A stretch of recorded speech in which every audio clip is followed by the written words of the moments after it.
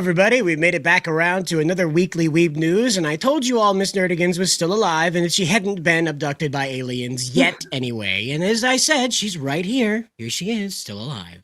Yes, I am still alive. It's just been, if you follow me on Twitter, you know what's been going on with my family situation. It's been really, really rough. Yeah. The world is changing very fast, both on the personal and global level. Yeah. If you guys aren't familiar with this, we have a new heavy hitter out here in the political commentary realm. This is PsyOp Anime.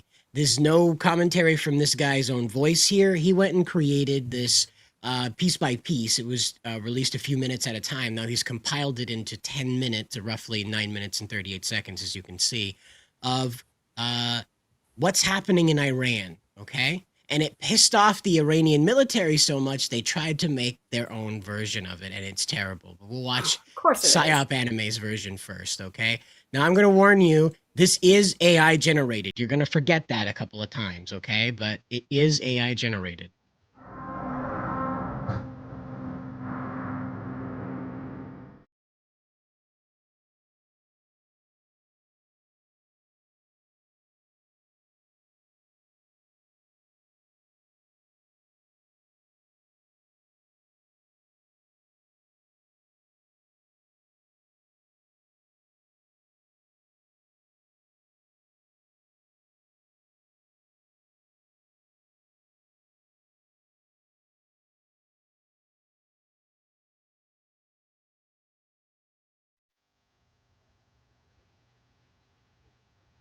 彼女を知っていた。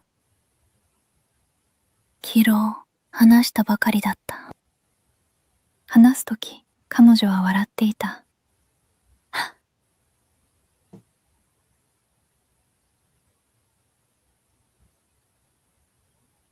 私たちはここに立っていた。ごめんね。今夜は家にいた方がいいと思う。外はますます低くなっているから。それが全部無駄になるっていうの？よくもそんなことが言えるわね。そんなつもりじゃない。ただ、もうあまりにも多くを失ってしまった。だからこそ私たちは外に出なきゃいけないの。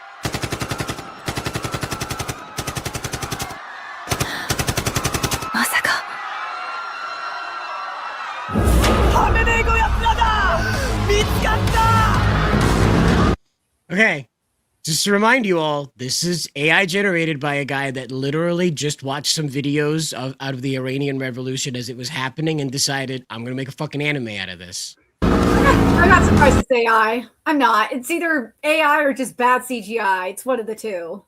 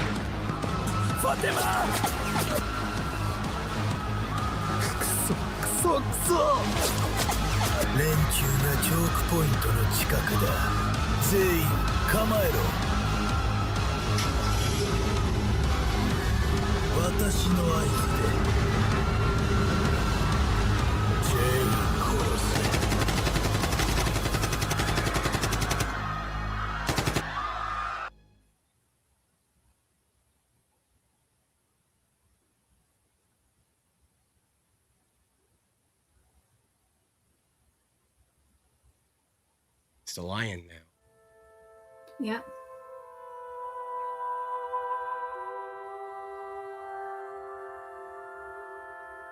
私は死んでないよね。どうして毎日どんどん人がいなくなっていく。こんなことに何の意味があるの？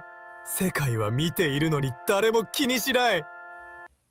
So yeah, we could get lost in watching this all night long because this guy did a ton of videos. He covered Maduro being unprecedented, I guess would be the most politically sensitive way to say it. And he covered what was going on with the cryptocurrencies as well, where there was apparently Bitcoin went through a bit of trouble a few days ago, and he made like this big story about the two traders that were like, one guy was saving it, the other guy was trying to kill it, and it was this huge.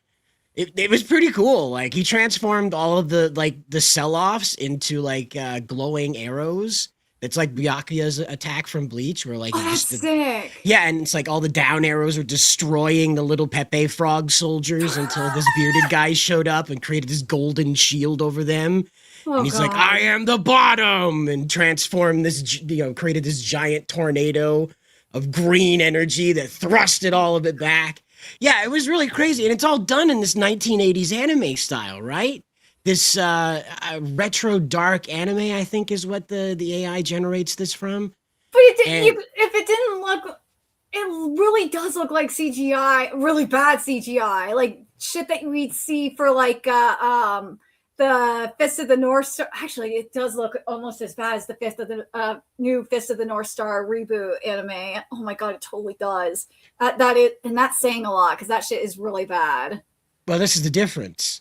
This is one dude just doing this as a hobby, not a Yeah. whole studio that made a decision that this is where the camera is going to be looking when this character is doing this. Yeah. No. This guy was like, I'm going to generate this and it's going to work. And it did. And the whole, like, there's thousands of people that are like, just absolutely in love. It caught me off guard.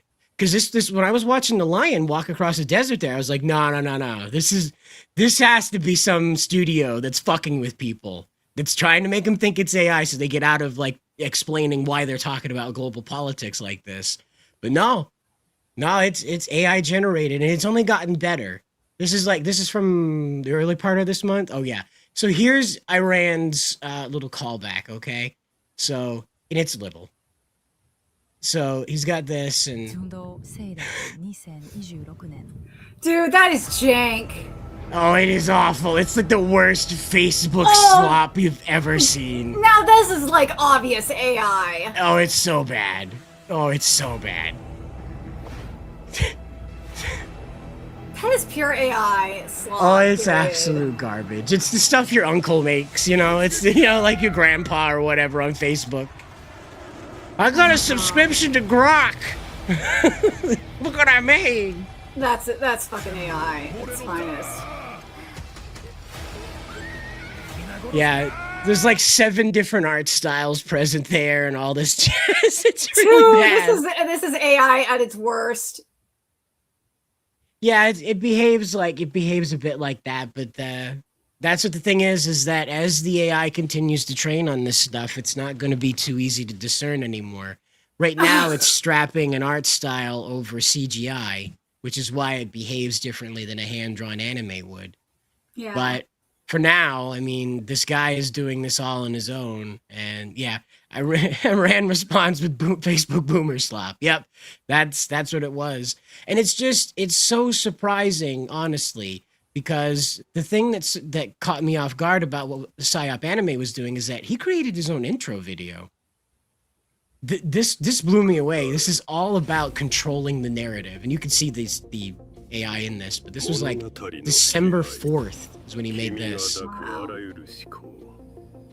あらゆる認識は煩悩と決断の間のほんのの一瞬に丹念に植え付けられた。あなたの物語は作り物だ。同社が構築しました。この戦争において強さは一つの思考を根付かせる能力によって決まる。そしてそれが触れた全ての心に反響するのを観察する能力によって。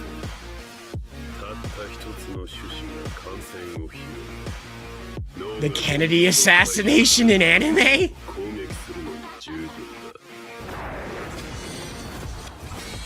But like, look what it says in his tweet. It's talking about hand-drawn animation or hand-drawn images for that aren't. It says there commissioned for a set of hand-drawn images, paid work. So it's like it's not like pure AI. No, there's hand-drawn in there. No. This guy, he's just doing it pure AI. He has a side project he's working on. He wants to use real drawn references from. See, the thing about the AI is that you can't copyright a character design from the AI that the AI then generates itself. You can have, if a human comes through and creates that character design, then the AI is rendering from a human hand. It's a lot easier to defend in court than a purely AI generated concept. And so if he wants to make money on this, you have to have original designs that are of a human creation in order to take to the court when it comes up, because someone will eventually sue about this stuff, right? Yeah. And so that's what he's doing. So for right now, he's copying. You see, like the Akira art style was present during the Iranian video. Yeah. And this is something closer to Ninja Scroll. Yeah. We see here, this is a little closer to Ninja Scroll with the cyberpunk veneer, of course. And so this is one of those things where he can get sued for copying this art style. He tries to monetize this. Right now, it's just a hobby. But if he hires an artist, then that artist's art style is then transported into the anime. Well, he's got to make sure. Generation. Well, he's got to have a contract set to where the artist can't sue. And that's why he's asking for people to talk to him about this stuff. So, and that's how all of this goes. And he created another one about the PSYOP Queen, and it's another one. She does a lot of Ghost in the Shell flips and stuff like that and whatnot. It's very well done. I just couldn't dig it up before this one because he posts so much. But she uses the piano wire to assassinate people. And as you know, in anime, that always looks cool when you see the light travel across the string. So, but it's done in this dark retro anime style. Is the way that the generators name this stuff when you want to use a particular filter. So. Because, again, I don't expect everybody to know this, but on certain AI generating platforms, they offer you the ability to insert a style. They have pre-generated styles, and of those pre-generated styles, retro dark anime is, I believe, the one that he used to generate these ones, because it's a certain color palette that's applied here. It's this weird lightsaber blue, and then a maroon, because this isn't actually red. This is closer to purple, but your eye's not seeing that way because it's layered over itself. And I didn't know it till I started sampling what he was doing, and I was like, son of a bitch. But yeah, you could take a screenshot from an anime and just completely pop that in there, and that will be adopted through into whatever you generate. So if you were trying to create I was showing Jacob this, if you're trying to create your own like 90s, early 2000s Digimon intro, you can do that. You could just insert screenshots from that, and it'll copy that art style and the film grain that went with it and the color palette that went with it. So if you have a screenshot of all the Digidestined together and their Digimon, you're good to go. And again, I'm not telling you to monetize this stuff. This is all fan generations, not art.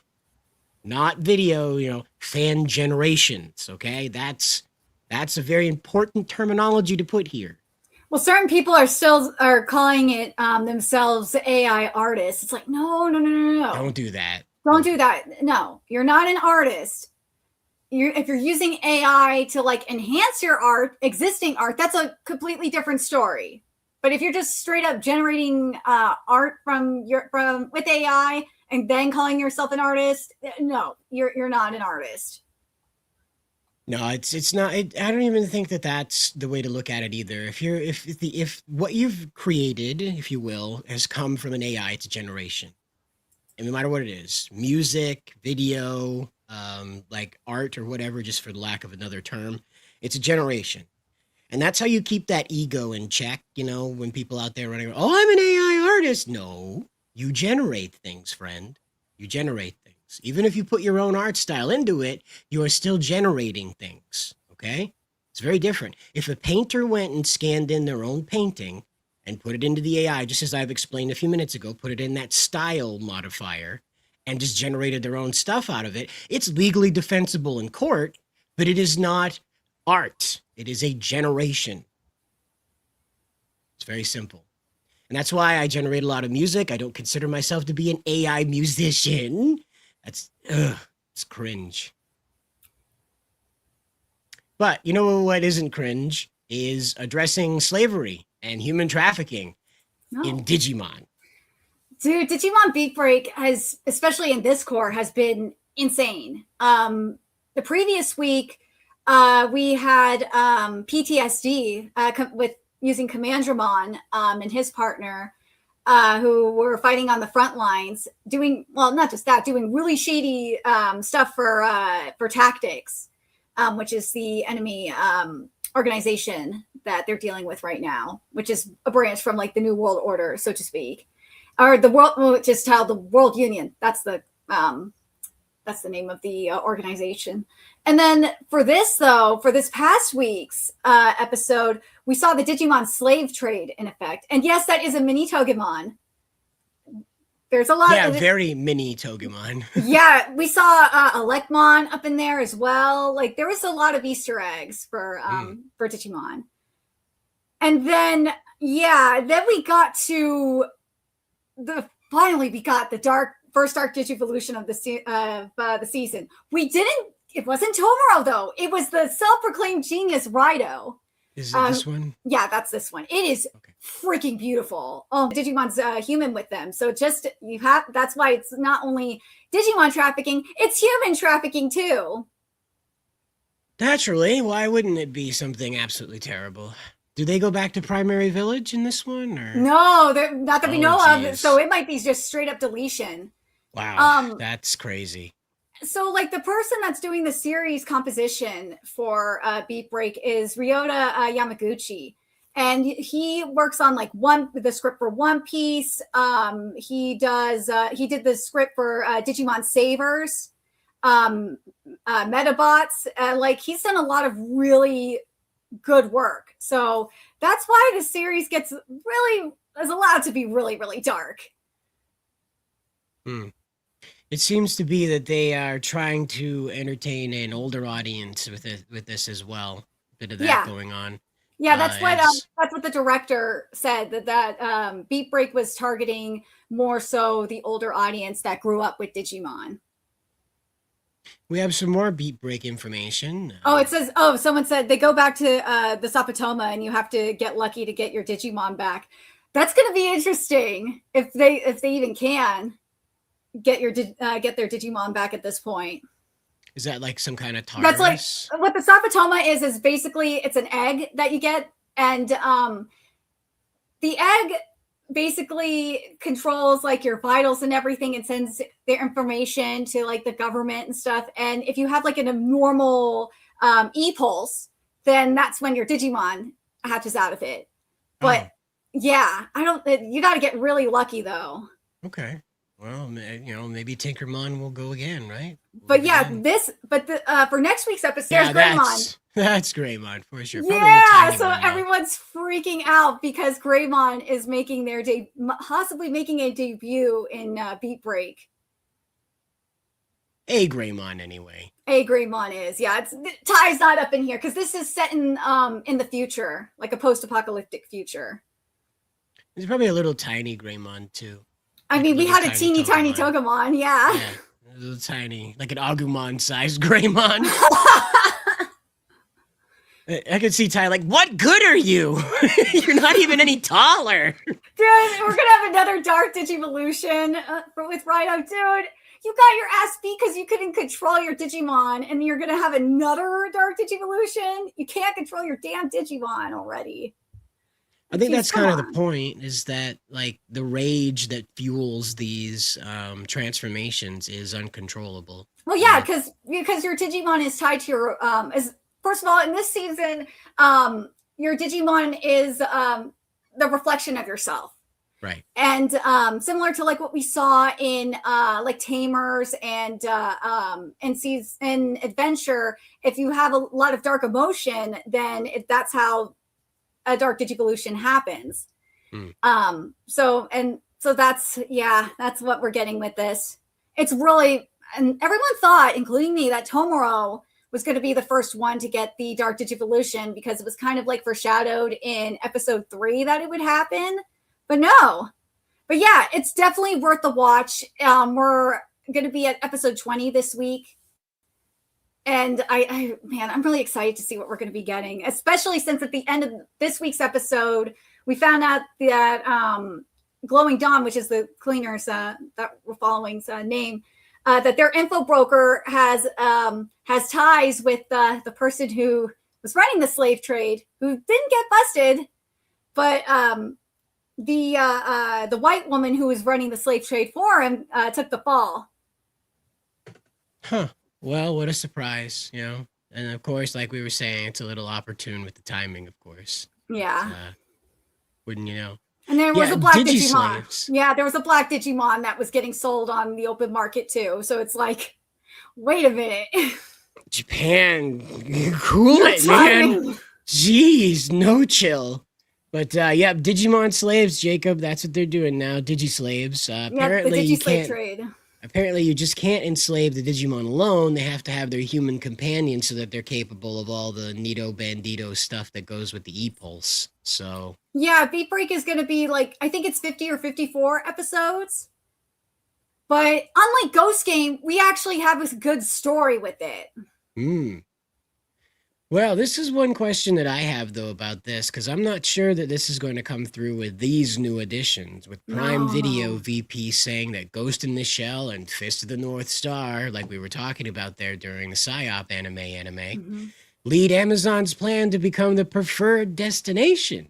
They tried this in like 2017, 2018. Okay, for those of you that don't know, like back in 2017, Amazon had a service called Anime Strike, and they had exclusive titles like they had Maiden Abyss, Hoseki no Kuni, aka Land of the Lustrous, Vinland Saga Season 1, UQ Holder, and a few other titles that were exclusive to Amazon. And it was a decent selection. Well, it didn't go so well, and it failed in 2018. And what they did was they migrated those titles over. Oh, Banana Fish was included among them too, and Car Curry Circus. And they migrated them to Prime Video. And well, they were just like whatever about it and just ignored it. And then now they're realizing, oh, anime is big. We should jump into the anime game again. I'm just looking at this and like, really? You're saying this now when you did this back in 2017? We have Train and More in the chat saying the same thing. Like most people have most people who have Prime forget about Prime Video in the first place. I'll say it right, I promise. Most people forgot that Amazon Prime had Anime Strike in the first place. Of course. Well, and again, like this goes back to do you remember when they were trying to compete with Steam and people were like, wait a minute, Amazon was trying to compete with Steam? When did this happen? Like that was the big news. Like the funny thing about us reporting on this was the comments in the reply section, at least on the YouTube video I did, were just almost uniformly, Amazon had a video game service? Yeah. Nobody had any clue that was happening. And this is the same thing that's going to happen here. I'm sorry, I don't go to Walmart for anime culture. Amazon is internet Walmart. You just don't see people in their pajamas shopping, though I'm pretty sure that'll be a feature soon enough. And the UI is terrible. Oh, God. I will say this. For Amazon Prime Video, their UI is infinitely better than like Crunchyroll. At least Amazon Prime Video actually works. Crunchyroll, it does not work at all. And like you go on like Crunchyroll Reddit, there are so many posts saying that like Crunchyroll is buggy. Crunchyroll shows pictures of their like computer or screenshots of their computer say where Crunchyroll, it says it's not working. Right. Or in one instance, someone posted the screenshot of like how Dragon Ball, the original Dragon Ball for the release date, it was released like in 2022. And I looked to see if that was true or not, just for the hell of it. It was. Dragon Ball's release date was wrong. Jujutsu Kaisen's release date was wrong. Like My Hero Academia was wrong. Well, like it was Nerdigans, they're anime auto dubbing too. Like what? Oh you want to be the God. preferred destination for anime, but remember Skipper. No. Yeah. You remember that? Okay. That's what you have to expect for the preferred destination for anime. Okay. Well, at least the preferred destination for, well, it's better than Crunchyroll, which is having problems with their subtitles. They can't even release their like there's episodes of anime that don't even have their subtitles up correctly. What a surprise. What Like, a surprise. Someone told me that their Crunchyroll account gets hacked like all the time. For all the grief I give Netflix, they have at least done well to curate something of an interesting anime catalog. I would never have known about Seven Deadly Sins had they not bought that anime. So, Escanor is a great character, so I'm glad they did that. You know, and so I can give Netflix props on that. I don't have a Netflix account. I haven't since Cuties, so I can't tell you how the anime is today. But as it was before I jumped out, they seem to be curating something of value rather than just trying to fill a gap, which seems to be what Amazon's up to. Well, at least here's the thing. At least Amazon and Netflix work. Crunchyroll does not work at all. It's buggy. Like, friggin' A, in terms of their store, it's really bad now because they're just like canceling orders out of nowhere. It's insane. Amazon Flex drivers wear PJs. It never ends. We really can't get rid of it. It never ends.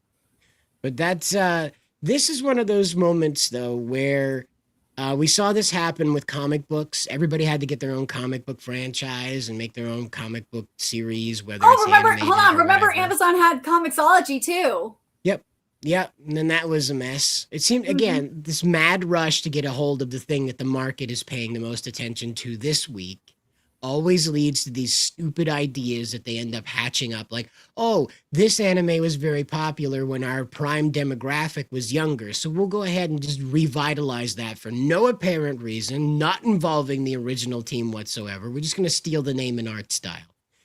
And that is not going to work for very long. One of the things that bothers me about this whole process is that it's not about anime itself. You see people on Twitter arguing about, oh, it just means cartoon over in Japan. It's the same thing as, America. No, it isn't. Not at all. Anybody who is seriously invested in this type of media will tell you that Amerime, like Teen Titans and things like that, is not anime. It imitates it, as it should, but it is not.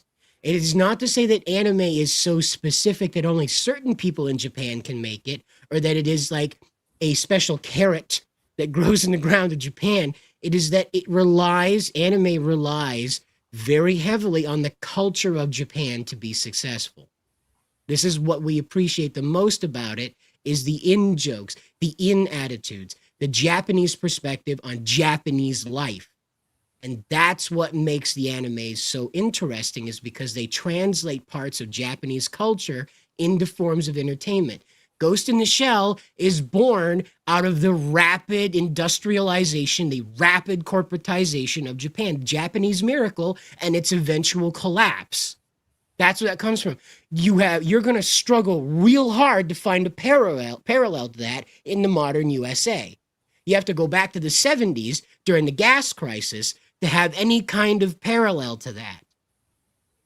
Well, there's one other problem, though, with Amazon, though, with their anime. Because they do have good anime up on there. They don't market it. Best example, Santa. They don't market anything. They don't market crap. Like, hell, even when Amazon had Anime Strike, they didn't market it. But, like, Santa from this past fall season, Santa was great in terms of an adaptation. It was definitely better than, and we showed clips of it on here before. It was definitely better than Dandadan. And, well, guess what? It got barely any marketing. No one knew about it. Only people that actually paid attention knew about it. And almost no one watched it. Well, and you've got Train and more here saying, those people think SpongeBob is on the same level as 100 girlfriends who really, really, really, really love you. Yeah. That's an anime, by the way. Yeah. But that's, again, it's the same type of thing. Now, again, if the Japanese got a hold of SpongeBob and were tasked with JoJoifying it, they would JoJoify it, not try to turn SpongeBob into his own anime. You notice this with Deadpool Samurai, or Deadpool Isekai, okay? Or you mean Suicide Squad Isekai? No, the Deadpool one where he's just That's going Deadpool around. Samurai. Deadpool Samurai, sorry. You'll notice this with Deadpool Samurai. He's not fuddy-duddying in New York. He's in Japan. You know, Yeah. he's interacting with Japanese people, Japanese culture. They didn't try to animeify the Marvel universe. They No. plucked out a character and told a story of that character in their environment that they understand. That's why this Amazon thing is just irks me so much, because it doesn't have anything to do with what makes anime successful. It has everything to do with exploiting a genre. No, what frustrates me the most about this is that it's like, dude, you don't do crap with the anime you have. You had Anime Strike, and when you did, and you had great titles like Bane Abyss, you had Hoseki no Kuni, you had Fukumeki Noise, you had they still have Banana Fish, obviously, but and Vinland Saga season 1, and like you didn't do shit with it. You lost the licenses to Hoseki no Kuni, because I was going to try and watch Hoseki no Kuni a while ago, and I was looking for the stuff about the AI dubs, and if I forgot to mention Karakuri Circus too. You lost the licenses for it. They're now like on High Dive, and you guys are freaking stupid. You made an Abyss like defied the odds and won Anime of the Year at the Crunchyroll Anime Awards. Right. That's saying a lot. That's how good of an anime selection they had back then, and they did nothing with it. It's just like that blows person- my mind. It's like that person that was in charge of all that left, and we just didn't know. You know, they got abducted by aliens or something, you know? And Yeah, then, you didn't have to have. You could have just had it like, gotten rid of it Anime Strike because it was separate from Prime Video. Just merge it with Prime Video and just, advertise your anime library on Prime Video. That's all they had to do, kind of like what Netflix does. Well, Netflix barely advertises their anime anyway, but still. There's a Japanese Tomb Raider King. It's not Lara Croft. It's Oh, something. no. No, Tomb Raider King is a manhwa. It's not and what the anime is doing, there's an anime adaptation of a manhwa called Tomb Raider King. And I know people are saying, because a lot of manhwa is like similar to Soul Leveling, and people are comparing that to Soul Leveling. And I'm just like, for Tomb Raider King is okay. When it comes to manhwa, I'm spoiled. I need to finish catching up with Tower of God. But I'm like, I love Soul Leveling Ragnarok. That manhwa is just everything. But the other manhwa that I like is Villain to Kill. That manhwa is everything. But yeah, Tomb Raider King. Yeah, that trailer's really old. This one? Yeah. Oh. Tomb Raider King is okay. But if you're going to give me something that is like a power fantasy or something like that, or a farming and all that, Villain to Kill is a lot better. Okay. Yeah. Well, again, I mean, people seem to be interested in this overpowered hero struggling to find a challenge thing. So this, what's that? Well, I was going to say, with Villain to Kill, Tower of God kind of has that situation too, similar to Villain to Kill. Villain to Kill, the main character, Cassian, got reincarnated. He was a psyker, which is a human with powers, but he was murdered and he reincarnated as a villain, which is something that he was hunting before. And now he's trying to find the people who murdered him and his master at the time. And also living as a villain, and he's becoming friends with villains and learning more about the villain structure and villain hierarchy, and becoming even more powerful along the way. And it's so good. Like, that's why I'm like, I love, as much as I love Soul Leveling Ragnarok, I think is better. But if you're gonna give me like this kind of genre of manhwa, Villain to Kill is just better. Well, we do have another update, though. Apparently, we're getting a Kamen Rider Agito movie to celebrate the 55th anniversary of Kamen Rider. Yeah, this was just announced today. We're also apparently getting a Lady G6 now. If you don't remember, in the Agito series, Agito's secondary rider had to manually put on his armor. I believe it was part of some type of experimental police service where he couldn't be seen doing this. So he had to climb in the back of a van to do it. And that van was also carrying the armor because, you can't just walk around with this. And apparently we get a lady wearing this. And as you can see, her armor is a little chunky. She looks very, very tiny inside of that armor. She does. I like the color of it though. Yeah, they are definitely experimenting with this. I think in the comments below someone just brought that up, but I'll show you that in just a second here. But what I wanted to point out is that this is I believe, a police unit from Agito. Again, it's been so long, but I believe in Agito this is a police unit. So as you can see, she's using like a police issue style pistol in order to conduct her stuff. Which again, you don't see just a plain gun in the Kamen Rider series too often. Usually the gun has some type of stylization. You look at Kamen Rider Phase, had a cell phone gun, that sort of thing. You just don't see like a regular old pistol, I have a gun, But, and of course, she's apparently also a patrol woman as well. And so what appears to be she's getting sassed by these young men in this. But this blue apparently is part of what Kamen Rider is also experimenting with, as this is from Zeds, Kamen Rider Zets, however you say it. But this is another one we're having a bit of a problem with over there, is that, I say we, but I've been talking on and off with people through Twitter and whatnot, and this Kamen Rider thing where like the only thing that's powerful enough to defeat a Kamen Rider is another Kamen Rider has gotten very old. This gimmick of having the monsters are just sort of things between these two guys that are about to kill each other. So people have gotten kind of tired of that whole thing. So I hope that Gavan Infinity is going to hold off on, the only thing that can kill a Gavan is another Gavan. That's kind of dull, but either way. I am going to jump over to the Gavan Infinity news real quick here, because it's the first episode, so... we do have the Project Red Cafe, everybody. That's right. Pay no attention to Pred Cafe being the screen name. Again, their wordplay, I think they probably need to workshop that a little bit more. But you're going to be able to enjoy some wonderful first-time menu options. The Galactic Police apparently love Katsudan. And you have Katsudan for the kids as well. So you have like two versions of it, so that way your kid doesn't spread it all over the place. And then whatever Infinity Berry Squash is. So just, there's that. But this again is replacing the Gozuger Cafe, I believe, or the Zeds Cafe maybe. Toei apparently owns a cafe space and decides that when they have a new show, they are going to make sure that you can eat the food from that, or styled after it anyway.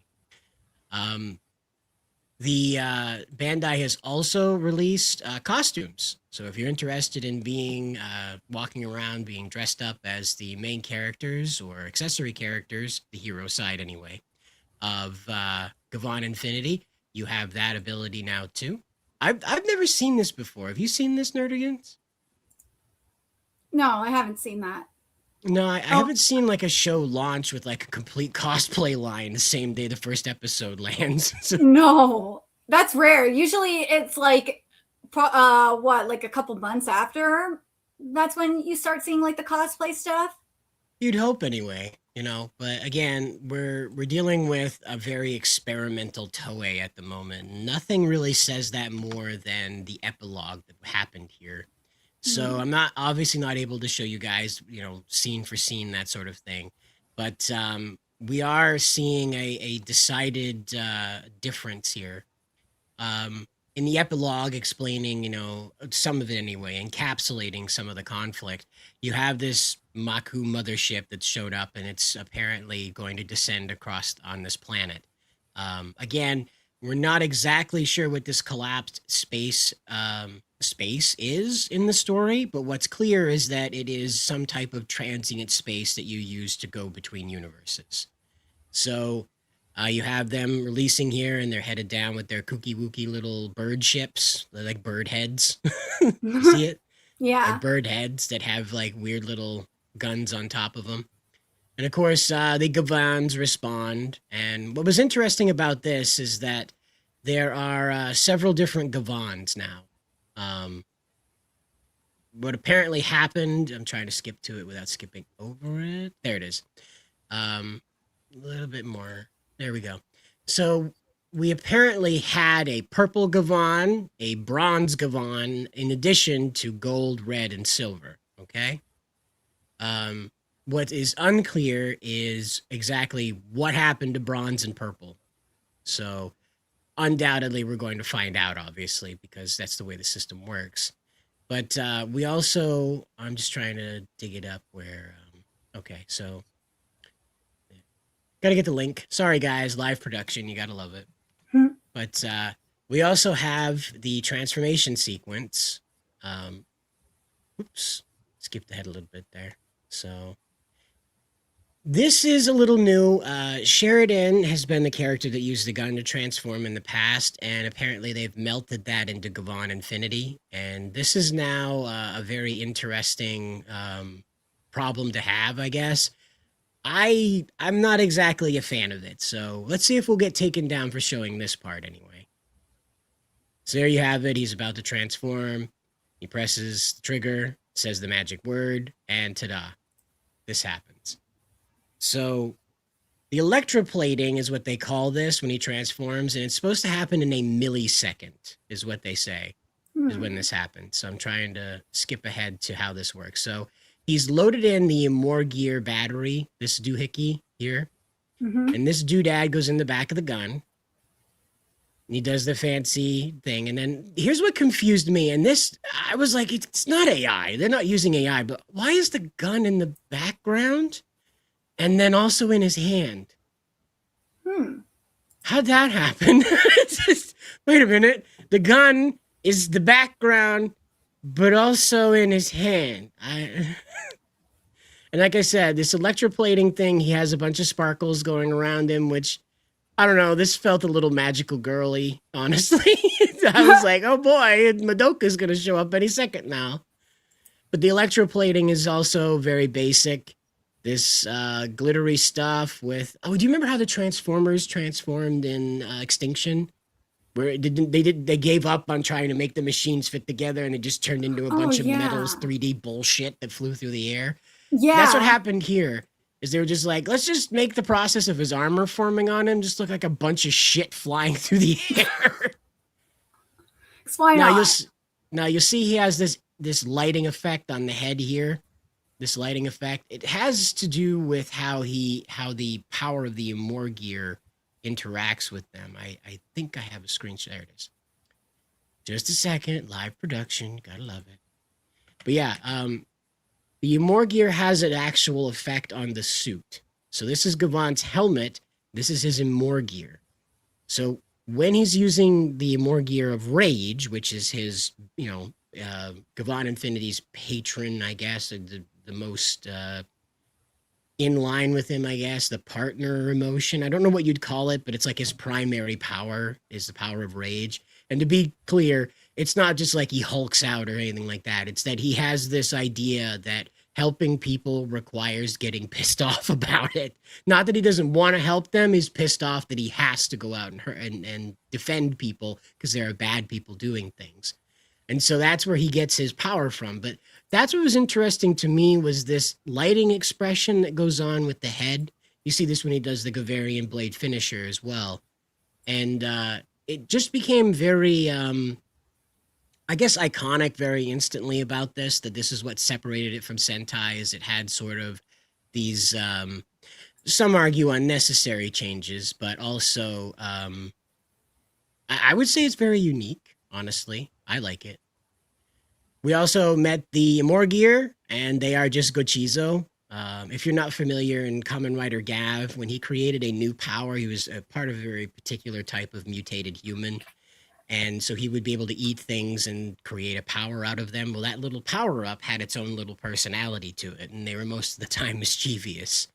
But Gavan Infinity couldn't resist that, so they decided, let's do it with batteries. 前の仲間だろってところなんか聞いてねえか。 And of course, the rage one scares all the other ones. All As they say Spencer is, said, gotta sell them toys.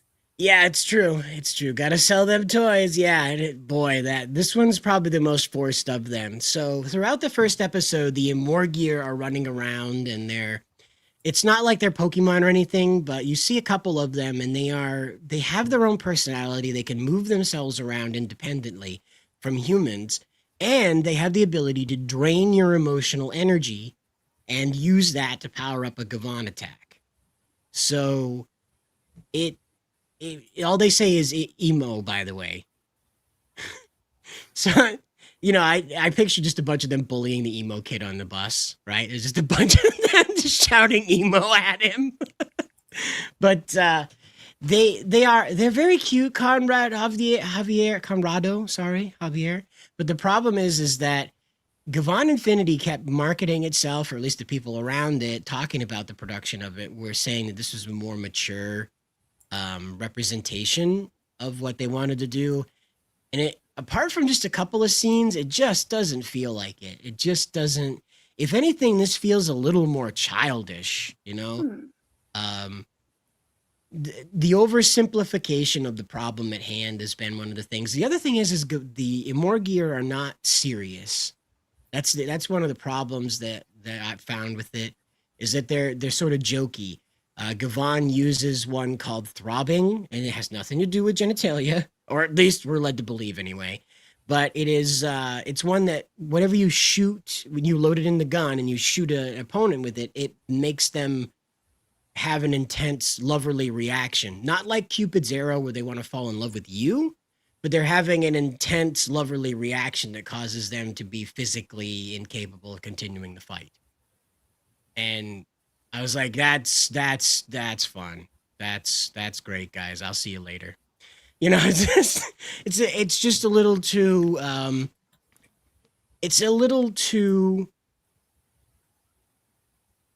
I would say boring. That's the problem I find with Gavan Infinity the most about this whole series, is not necessarily that they're evil or like that this was done haphazardly or something like that, but the overall takeaway I have is that it's flat soda. It's a cold flat soda. You're gonna take a drink, you'd be like, wow, that's cold. That tastes like what I expected it to, but where's the fizz? Where's the fizz? And that seems to be the problem in this first episode, is that we are very much lacking the fizz. And maybe that'll come with episode 2 or whatever, but honestly, what I found with Gavan Infinity was that this felt very rushed. This was, we got to throw a show together. We got a little bit of time to do it before we got to roll camera. Let's go. And it honestly felt like they were doing the best with the time that they had. Now, I'm sure there were years and years of planning, blah, blah, blah, but it did not come through with that first episode.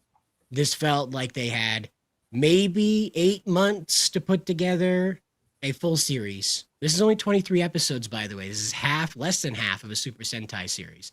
So Toei is going way out on a limb with this. And that's why the toys and merchandise just don't make a lot of sense to me. Honestly, I would be like, we need to make sure that people like this first. Yeah. Then we make a lot of stuff supporting it. I can understand making sure that you have a couple action figures out there for the release that people are going to want to run out and get a collector's item, whatever. But a whole line and all these different Immorgear toys, no. Not until like episode 5 when people actually give a shit. I understand shipping those things takes a while, but man, I don't know. I don't know if they're going to be able to pull up out of it, honestly. I don't know. It has to take not necessarily a 180-degree turn, but it really needs to lean way harder out of that Sentai aesthetic, because what's killing it isn't that it wants to do Sentai stuff and Kamen Rider stuff at the same time a bit, but it's that Sentai energy is so out of place with what Gavan Infinity's trying to accomplish in this realm. That's the big problem with this, is that Gavan has a very serious story about everybody dying. As I explained there, about everybody dying. He's powered by rage. We have a flashback scene where he powers up the ship. This seems to be a unique power of the Gavans, by the way. They can force their emotional energy into the Cosmo-Gavarian, excuse me, the ship, and use that to tunnel through dimensions. So this scene where Reiji, the main character, where he is doing that, he ends up having a flashback where we see him like, well, let me see if I can find it. It's tough to explain because when I first saw it, I was like, that can't be that guy. That would be really weird if it was that guy. It can't be that guy. It has to be some other guy, because if it was that guy, that would be bad if it was that guy. So hopefully I can dig it up. Where did it go? Come on, I had a screenshot of it just this morning. I guess I'll go dig up the screenshot apparently. But where is it?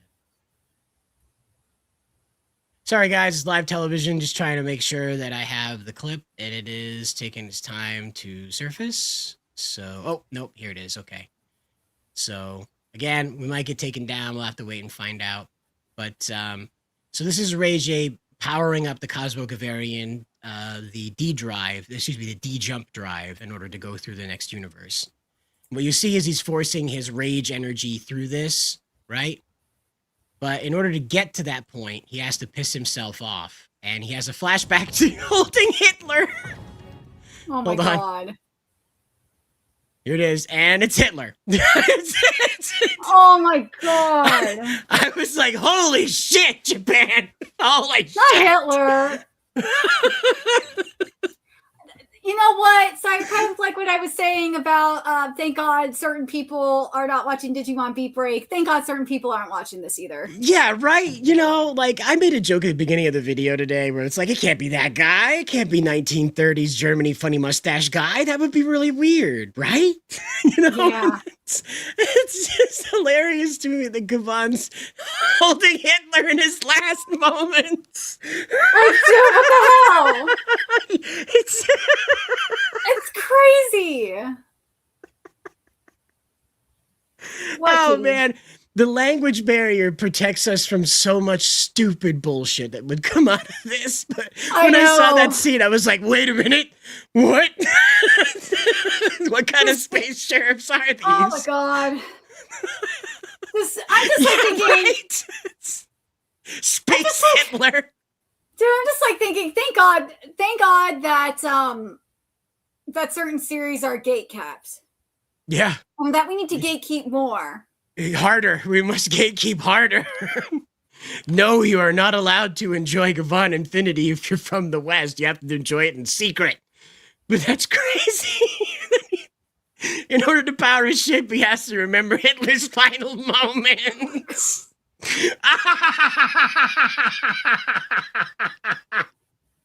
It's like that. The only thing it would be funnier if he was actually holding Starfish Hitler, the Kamen Rider villain. If he was actually holding, like, there's a part of me that wanted to AI that, and I was like, you know what? I'm gonna get sued. So I just won't do that. No. Then you have everyone tying like everything to Epstein. It's like, no.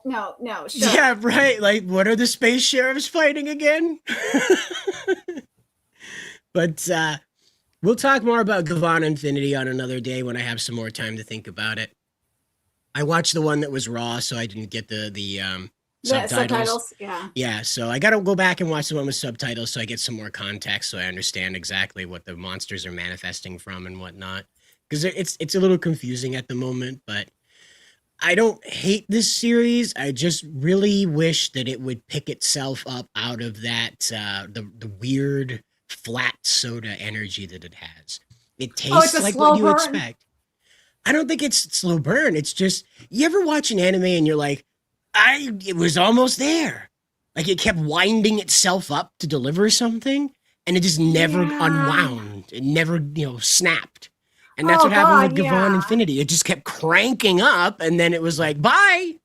It didn't, the monster fight was okay, but it kept cranking up to like some big thing, and what we got was Don Momotaro's finisher.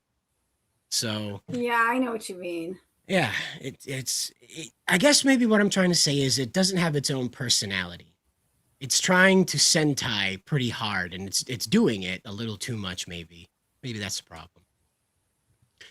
But speaking on problems, there are a few deaths in the world that we should talk about. So we'll go from no, we'll stop talking about that guy. But anyway, we'll stop talking about that guy and start talking about this fella. Hideki Sato, the president of Sega from 2001 to 2003, has passed away. So, a lot of great things under this fella as well. Mr. Sato is instrumental in the development of the iconic home consoles, including the SG-1000, the SC-3000, Mega Drive, Sega Genesis, Sega Saturn, and the fabled Dreamcast. Yeah. His leadership helped lay the foundation of Sega, and his contributions had a significant and lasting impact on the entire gaming industry. Yeah, that man brought you the Dreamcast and the Saturn. So, like, I know a lot of people are definitely mourning him around the world. Yes. Today. A lot of Sega fans are. It's so sad.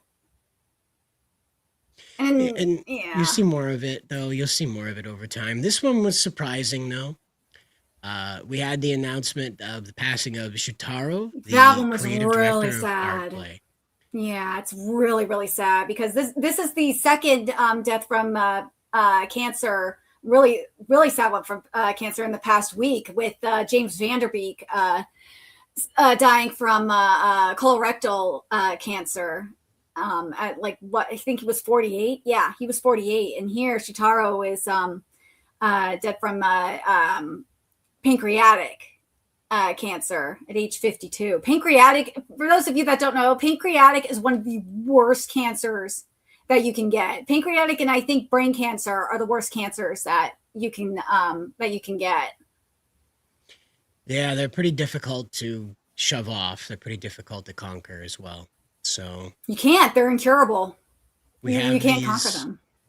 We have another one here. We also have the veteran voice actor of Masaru Ikeda. Mm-hmm. And he's at 83. So this one, not so out of character like what happened with Mr. Shutaro. But the situation here is nonetheless sad, as this man played many iconic roles. Especially if you're a Toonami fan, you'll recognize the characters he voiced in Japan, not the ones, of course, he voiced in English. So he didn't do any voice acting in English. So. Well, in regards to Shitaro, considering what he was working on, he worked on the Bloodstained series. And he had to walk away from, I think it was Bloodstained 2 he was working on, because right as it was going into early production, that's when he got diagnosed with cancer. And right.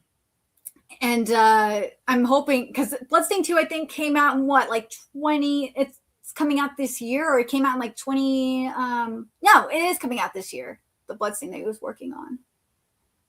Yeah, so it's going to be interesting to see how this game turns out, and see how the team does without. Well, obviously, we're going to see how the team does without him with this new game. Right, and again, like as we were talking about with Masaru here, is that as you can see, these characters that he voiced over the years, as you can see, there were a lot of them during the 80s and 90s, judging by the art style. And what's important to remember is that these guys right here, they're the foundation of a lot of what we appreciate today in voice acting. They set a standard, particularly during that time when the anime scene was really starting to ramp up, as Japan was really exporting this stuff across Asia at the time. So the hard thing about this is that these kinds of pillars, these kinds of attitudes that motivated Masaru are leaving the world.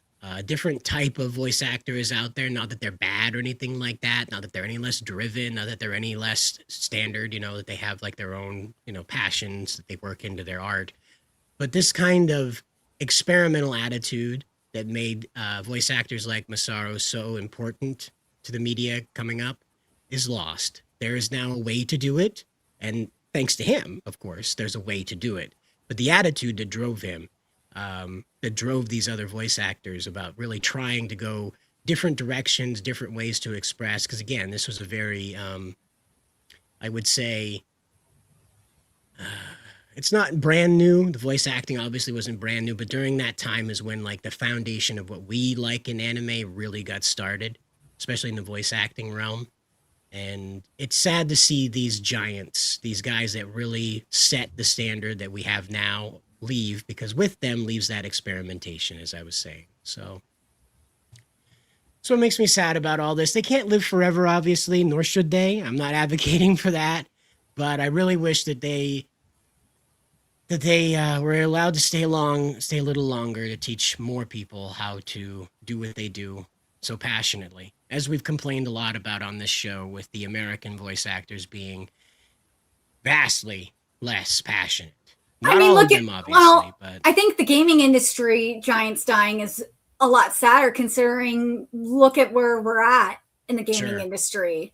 talk It's about hit no like captain at the wheel. yeah, I mean, we saw what happened back in the 90s and 2000s, like how it was just moving and innovating, and now it's like hit a wall. Yep. Well, and now over here we have some good news, maybe? We'll Konami, see. it seems like Konami might be making a comeback, and especially in terms of Castlevania, because it's like its 30th or 40th anniversary. 40th, I think. 40th, yeah. And there's instead of just a pachinko machine, Castlevania is getting a new game, Right, there's, of course, right now we're seeing the the Silent Hill. trailer, but Yeah, here it is, Castlevania Belmont's Curse, and again, whoops, it's a side scroller, which so is it's not nice. this not huge 3 RPG thing. Yeah. Yeah, it's not 3D. It's a classic side scroller, which is I think most Castlevania fans would want for the game's anniversary. Well, I don't remember which corporation did this. It may have been Konami that did this. They did a poll of gamers and asked gamers like, "Hey, do graphics matter to you?" And they were like, "No. Just making sure the game doesn't suck to play is what matters." And apparently they took that to heart and said, "Why are we going to hire a AAA studio to turn this into some, Dark Souls like, some Souls like game instead of actually going back to what made Castlevania the titan that it is?" And here it is, a side scroller. It does behave a bit like a mobile game though, so I'll have to wait and find out. But I'm really glad that Konami is really starting to make a comeback. It's been a minute. Yeah. Well, I think they also swore off from doing these crazy Pachinko machine stuff. well, not only that, but like the weird political leanings, the censorship, right? Didn't they drop their censorship, or did they? I'm not I wanna say that- sure. They had some conflict with one of the Street Fighter characters. No, it's Capcom. That's Capcom you were thinking of. Yeah. What did Konami? You have to remind me, Chad. If Konami did something where they were like, "Hey, we're not playing some game or whatever. They're not being part of that problem that the industry's having," and this just apparently is a result of that attitude that they're. Yeah, not that's gonna what I was contribute. thinking. Konami hasn't made enough games in recent years to censor anything because Konami's been too busy making pachinko machines. Oh, okay. Maybe I have them confused with Capcom. Yeah, Konami's been more focused on pachinko machines and Yu-Gi-Oh. That's what they've been doing. Well, in all fairness, I mean, Yu-Gi-Oh is, a money printing franchise. So, it's like, it's one of the, what is it, third behind Pokemon and Digimon and trading card stuff over in Japan? Or, I'm sure there's another one. But it seems like it would be. Well, One Piece is coming for the card game market right now. One Piece is going wild. Alpha Omega says grifters are God. already screaming woke at the new Castlevania because female characters. I'm so tired of that. Like, it's just so annoying. Just because there's a female protagonist, it doesn't make the game woke. Well, and again, I mean, this also doesn't exclude the idea that there would be a male character to come in future installments as well. This is a hard thing is that a lot of these guys don't quite understand about a lot of this when it comes to Japan, is they're not doing this on the same thought process that like our Western developers are. They're not doing this in order to get one over on the patriarchy or anything like that. It's not No. some deep-seated hatred of, like father figures that they're doing this out of. It's probably because they want to give her like a bikini, like what Kamchi Kamchi Oh, that's is the other saying thing there. that drives me nuts. It's like they're like, oh, all female characters need to be. God, I can't believe these fuckers are bringing the feminist out in me. That all female characters have to be like in bikinis or busty and all that. It's like, no, it just has to fit with the story. If the design fits with the story, then fine. If it doesn't, it looks out of place, and it's just like, hold up, like something's going on. Well, and moreover, I think they're more complaining about what happened with like Dustborn and Relooted and a lot of these other Yeah, games like that that's had a whole very different strong. story. Well, they have a very strong political tilt to them, right? Yeah. And then there was Goonergate on top of that that Mhm. happened before that. So Oh, but I that was think the those forces that are was the far culminating into right. what you're Yeah. hearing. That was the far that Well, was that's what I mean. the anti-woke mofos going The off Melee on Max, Goonergate. yeah. And that's what I'm trying to get at, though, is that those two sentiments mingle together into, every character needs to have big boobs and be in bikinis. What are we doing? And that's the sentiment that makes that happen, is that they look at those things, they take that and say, well, there's billions of those games. And then they hear from Melanie Mack and Razor Fist and John De La Rose that they can't like things that they like because they'll go to hell for it or whatever. What was it? Oh, possessed by gay demons. That's Oh my right. god, that shit was so funny. If you're playing the first Descendant, you are apparently possessed by gay demons. So get that taken care of. I think they make a pill, but yeah, you have this situation now where people are revolting against those two ideologies at the same time. And the solution has been bigger boobs, more bikinis.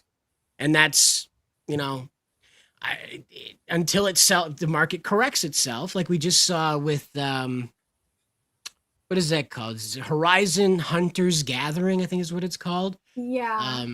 It's all the games at once. Another one like High Guard or Half Guard, whatever they call it. But High Guard, yeah. The studio shut down, or not shut down, laid off a bunch of people too. yeah, well, they had to. They're not going anywhere. But the big thing about this change, this shift that's happening, is that you see Castlevania doing this with a female character. It is a response to that. It is a response to that because they know Simon Belmont is not going to bring in as many people as a pretty girl. So they put a pretty girl on the cover, but they don't make her this weird political agitprop, and they don't put her in like some weird bikini either. They give her like probably a DLC costume that'll have a midriff exposed, probably. That'll probably be as crazy as they get with it. Because again, as you said, if it fits, it ships. If it works, it's fine. But if it doesn't work, it stands out and becomes an eyesore. It's one of those things. Like as Kamchi mentioned, Netflix Castlevania screwed that up hard. Yeah. Yeah, Netflix Castlevania really screwed the pooch.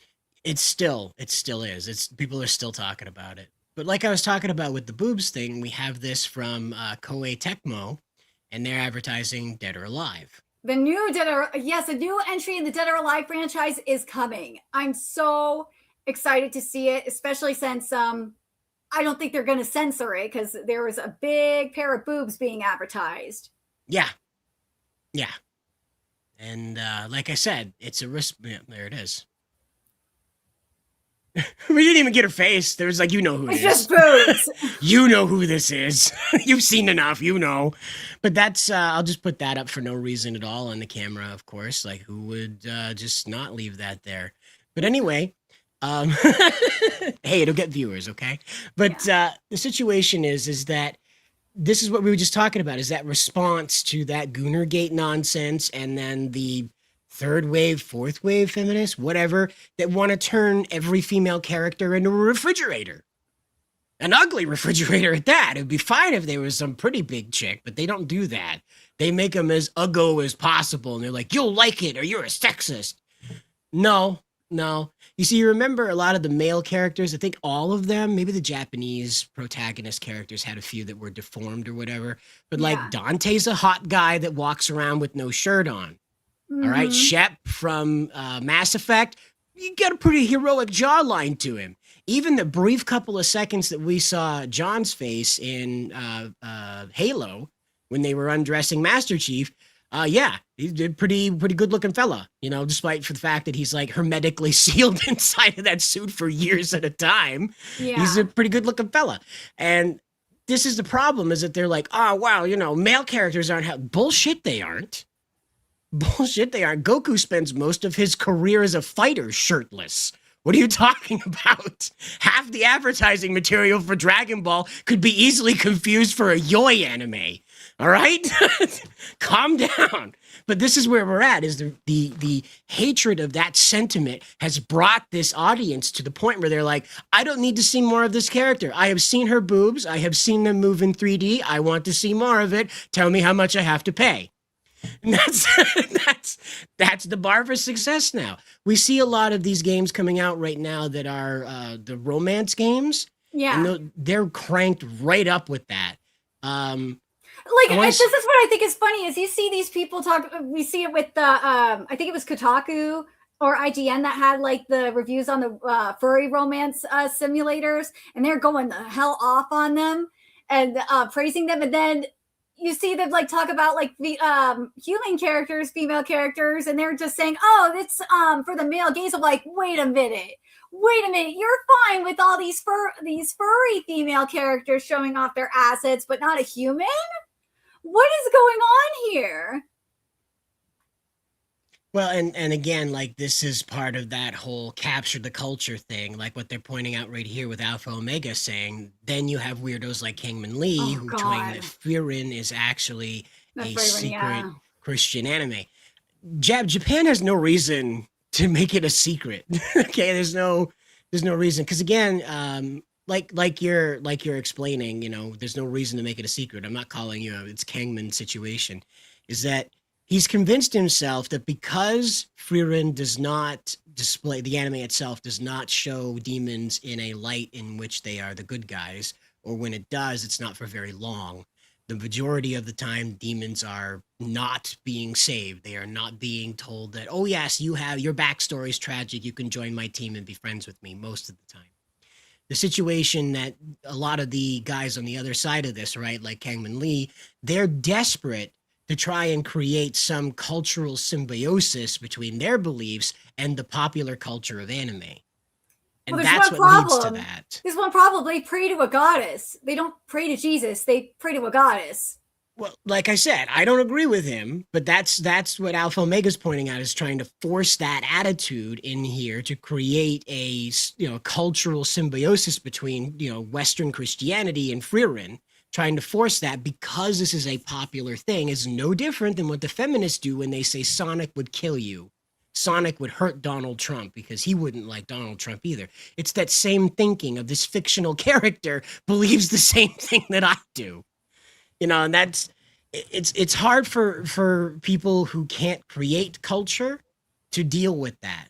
Yeah, you have the same mofo say that like JDA saying that, oh, all anime is right-wing and Christian. It's like, no, just go away. That is an intensely scary concept to put together, my friend, because there's a lot of anime out there that you do not want associated with Christ. Or with the right wing either. Yeah, exactly. I mean, if all anime is that way, then boy, you've got a lot of explaining to do when it comes to things like Berserk. You know, you've got a lot of explaining to do where just there's a lot of characters that are purely powered by demons from hell. There's a whole Gundam series where the Gundams are named after the demons of hell. And what about Bastard? You have that situation. Yep. There's even Boku no Pico. Of course. Yeah, One Piece and Dragon Ball. Like I appreciate that you can, in a fan fiction, certainly, you know, make the case that some type of Christian identity could exist, maybe in One Piece, because characters walk around with crosses. Say this, though. But there is Christian series. There's Orb. There's Make the Exorcist Fall in Love, which has a very interesting take on Christianity. It really goes in on the church. Same with Orb. It does. They go in on the church a lot. Then there So it's was like, it yeah. was there was a vampire show where Abel Nightroad was a poor priest that was traveling around and he transformed into a vampire to fight other vampires. I forget what it's called. It's not Blood Plus, that's a different thing. And for some reason that one's stuck in my head. But he's part of like this order of Christian priests that are going around and killing vampires in a world where the vampires destroyed the world or something like that. Mm-hmm. And that screamed all of that stuff because like all the protagonists are, they're Christian priests, so they all walking around with their crosses prominently featured and the Catholic regalia and stuff like that. Trinity Blood, thank you. Thank you very much. And he was a nanomachine made vampire. That's right. And Well, so in Fire Force, they believe in a sun god. Some of it could you make the argument because of the sisters being nuns and stuff like that it's very Christian based, but they are praying to a sun god. They're not praying to Jesus. yeah, exactly. And that's, there's a ton of Christian lore in Dragon Ball, Sandlands, and Dragon Quest, but I wouldn't call it Christian media. Exactly. And this is what the problem happens here is that Ultraman was created by a Christian man. Ultraman has parallels with the story of Christ, but Ultraman is not meant to bring you to church. Okay? No. Ultraman is not meant to stop at the end and be like, remember to say your prayers. It's not what's going to happen. It's one of those things. Japan treats a lot of Christian symbolism, Christian stories as an iconography, as an aesthetic, as a story foundation, where, again, you see this over here in the West. We try to tell stories about samurai. We try to tell stories about ninja. It's the same thing where it's not something that we have a cultural I'm very sorry I can't talk today. We don't have a cultural centerpiece on this. It's not something that's huge and meaningful to us so that we take the story of the ninja more seriously than Naruto, for instance. Yeah. Or the story of the samurai more seriously than Shinkenger.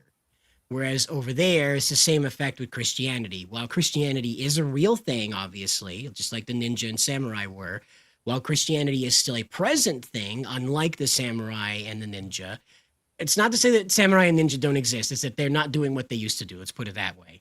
The work has changed. But what you have is an attitude about it over there in which it is more commonly used to illustrate characters that have a rigid ideology. I agree with that. Not necessarily that they are forcing other people to be Christian, but typically characters and stories that have that type of iconography are trying to illustrate a very rigid, unflinching lifestyle worldview. So that's all. Yeah, that would be like the best way to describe how it's used in Fire Force specifically. And it's very culty as well. Right. And again, we don't want to, as Alpha Omega says, Fire Force crosses everywhere, and it implies the sun god is not actually a good thing. It's very like, especially when you get to like the war on sex appeal, that's when you're like, yeah, they're really talking about the puritanical right. Especially. Well, and that's just it, is that they're talking about their country's culture around that. Yeah. This is something that for whatever reason in the United States, we just can't put together, that Sonic is not going to go hurt this person we don't like, whoever they are, be it the president, the past president, Xi Jinping, whoever. Just for whatever reason, Americans in particular seem to have a very hard time understanding that Japan has a separate culture. It's not Disneyland. It is a completely separate culture that appreciates very different things about its own culture. And whatever reason, we have to look at this stuff and be like, no, that's American politics. No, the Japanese hard right are very, very different than the American hard right, okay? And the Japanese hard left are very different than the American hard left. They do have intersecting lines, obviously, but they do not believe the core same values. In fact, these people would probably kill each other if they were locked in a room together too long. Okay? It's one of those things where this separation of fiction and reality continues to like stretch like a rubber band, and eventually it's going to snap where these people aren't going to be able to rectify anymore. You have to understand that Japan is separate.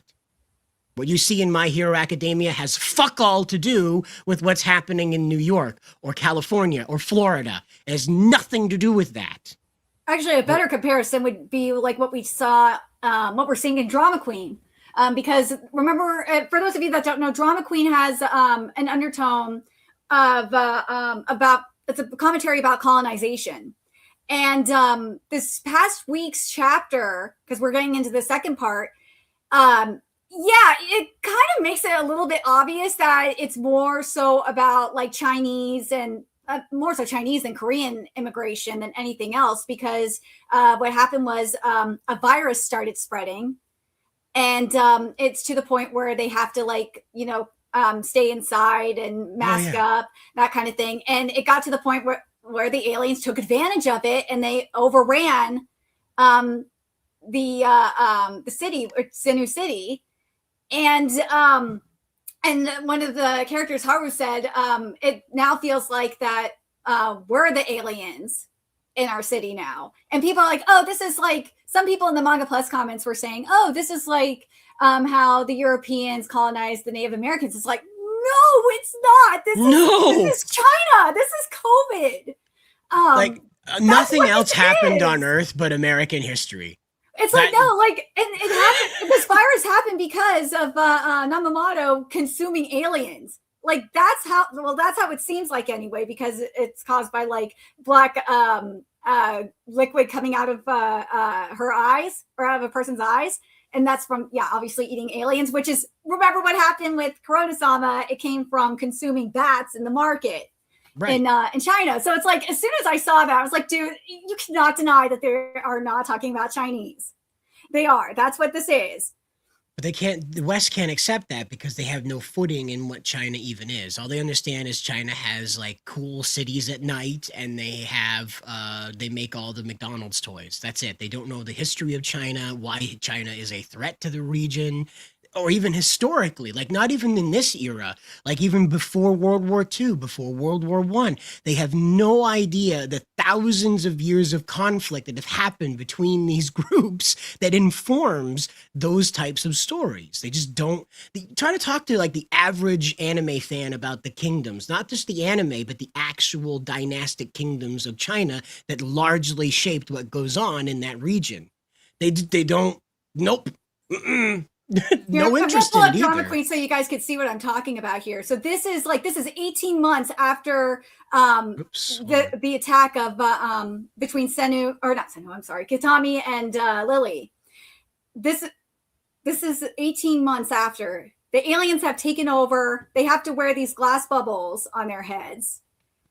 And look at this. This is the virus that happened here. So basically, its effects on the body vary from person to person. And while some might bounce back after just a week, others quickly deteriorate and even die from it. And there's no immunity either. Like, how can you not say that this is COVID right here? Right. As if on cue, more aliens started immigrating to Earth in droves. And eventually, they even started selling these protective apparatus to us Earthlings. How, like, when I saw people saying, "Oh, this is North Americans Europeans colonizing the Native Americans and smallpox," I'm like, "Are you high? This is exactly. COVID. This is straight up COVID." Because they don't understand how that could possibly be like a bad thing, that the preparation that they used to protect themselves from COVID was ever wrong. Riding around in your car by yourself with a mask on, they can't process how that was not the exact appropriate thing. So the next place they can base their logic is in the smallpox blankets. It's so crazy. But this manga, like the majority of people knew that going into this, that this was going to be a colonization kind of situation. Here we are again. Need I remind you what Netflix decided to do with Cowboy Bebop, because they couldn't tolerate the Cowboy Bebop story being about a time in Japan when things weren't so great for young people. Not that it is right now. But like The Get Backers is another anime that's about these people in Japan.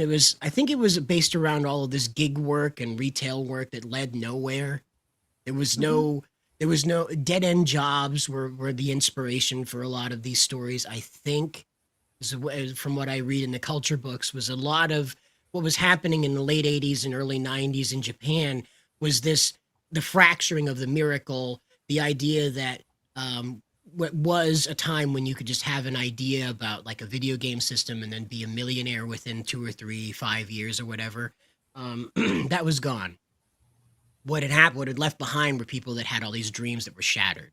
And we remember we were growing up in Toonami. It was a lot of conversation in anime about shattered dreams Yeah. and broken expectations. Oh yeah, that commercial. Yeah. Well, yeah, but also just in the actual animes themselves, the stories revolved around characters that had a trajectory, and that trajectory was like abruptly interrupted by forces they had no way of controlling. And so, look at Cowboy Bebop. The majority of the stories of the main characters, I think Ed's the only one we never really found out how Ed came to be. I could be wrong, but all the characters had this prominent trajectory. Things were going well, and then something terrible happened that completely derailed the expectations they had in life. It's the same thing that happened with Outlaw Star. Again, a lot of the anime that was coming out at the like late 80s, early 90s, mid 90s was about this lost paradise concept, this idea of a future that they'll never be able to reach. And Americans just can't conceive of that. So Cowboy Bebop has to be a story about anti-capitalism. It has to be something about breaking the rules of capitalism or hunting down the people that we don't like this week. It doesn't have any cultural relevance to them because they don't understand the framework that informed it. There's a bunch of, like I said, the Get Backers. Did you ever see the Get Backers? I think I saw it like a long time ago. It's been a minute. It's pretty old as far as anime goes, but well, you know what I mean. But it's like early 2000s anime, and it's another story about two guys that struggle to find work, so they make their own jobs where they have to go around risking their lives in order to make just enough money to be able to eat. They never get enough money. They live in their car. It's a very, yeah, right. Get Backers, right? Yeah, right. I had a guy that was like, well, before torrents were torrents, we had to download like the RAR files. I had a guy that did all that in high school for me. He was like, "Oh, I got to show you this," and yeah, no, the Get Backers is a great story. It's very vague in the beginning, and I really appreciated that because it put more focus on the main characters. But this is what this stuff represents to the West, is this idea of a fallen capitalism. But no, what the idea of it is that in Japan, on the ground level, people weren't perceiving it that way. They were perceiving that the world had changed and they could not reach their dreams any longer. It was hard to survive. You would lose your home. It was a story about struggling in a time of change, not this system fucking sucks. We need to burn it down and have a space communist revolution. No, that's not Spike Spiegel's trajectory. That's not Jet's. That's not Faye's. That's not Ed's. That's not Gene Starwin's trajectory. None of that is about that. In fact, if you remember, Outlaw Star was a story about treasure hunting, getting to the galactic ley line, where you could have your wish granted, right? That's a very important concept because it has fuck all to do with an economic system. But people will sit and tell you that Gene was forced to do that because he lost his father due to some stupid job or whatever. And that's a micro analyzation of the capitalist system. And it's just, no. Japan does not view it that way. No, if you want to talk about Western like politics and culture, go read Black Lagoon. Go, because that takes place in Central America mostly, for one thing. And I would say they're doing a really good job of the portrayal of the cartels, because they're in the middle right now. They're in the middle of a Russian mafia cartel war kind of situation. It's really, the current arc is really good. And then the other one that I would say would be a good one that I would say you could definitely talk about Western politics is Blood Blockade Battlefront, because that takes place in New York. It's like, I'd say like post-apocalyptic kind of thing, New York, because you have like an alien. Aliens have already settled into New York City and all that. So yeah, those two would be the one to definitely talk about. You could definitely make an argument about talking about Western culture, and it's those two in particular. Oh, okay. That's what happened with Ed. All right. Thank you. I appreciate that. Character always seems lost in Cowboy Bebop for me. I just never seem to remember that character. But we do have the revitalization of Dot Hack coming. So we have that to look forward to. So this game is going to be complete. It's a brand new game separate from the franchise. It's going to be original. And it's going to be fully developed to its full potential. This is from from Famitsu. This information anyway. Let's see. So it's going to be a self-published title by CyberConnect 2 and will be fully developed to its full potential along with attained full creativity without constraint by CyberConnect. And the project has been in development for 10 years. And it's going to be an action RPG. And the CyberConnect 2 and Bandai Namco reached an agreement for this project to be a reboot / spiritual successor instead of an official continuation of the Dot Hack franchise. And then what else? And then due to limitation budget, players can only play Dot Hack series game in the online world. But in this game, players can play in both world between real world and online world. That's what it says here. And then this also features a human drama to the story. And Taro Hakase joins as who's one of the most famous violinists, joins as the main theme of Dot Hack / Zero composers, along with Leon, Chikayo Fukuda, and possibly Tomoyo Mitani. And let's see. And this title is completely unrelated to the Dot Hack / 00, the novel that was published 20 years ago.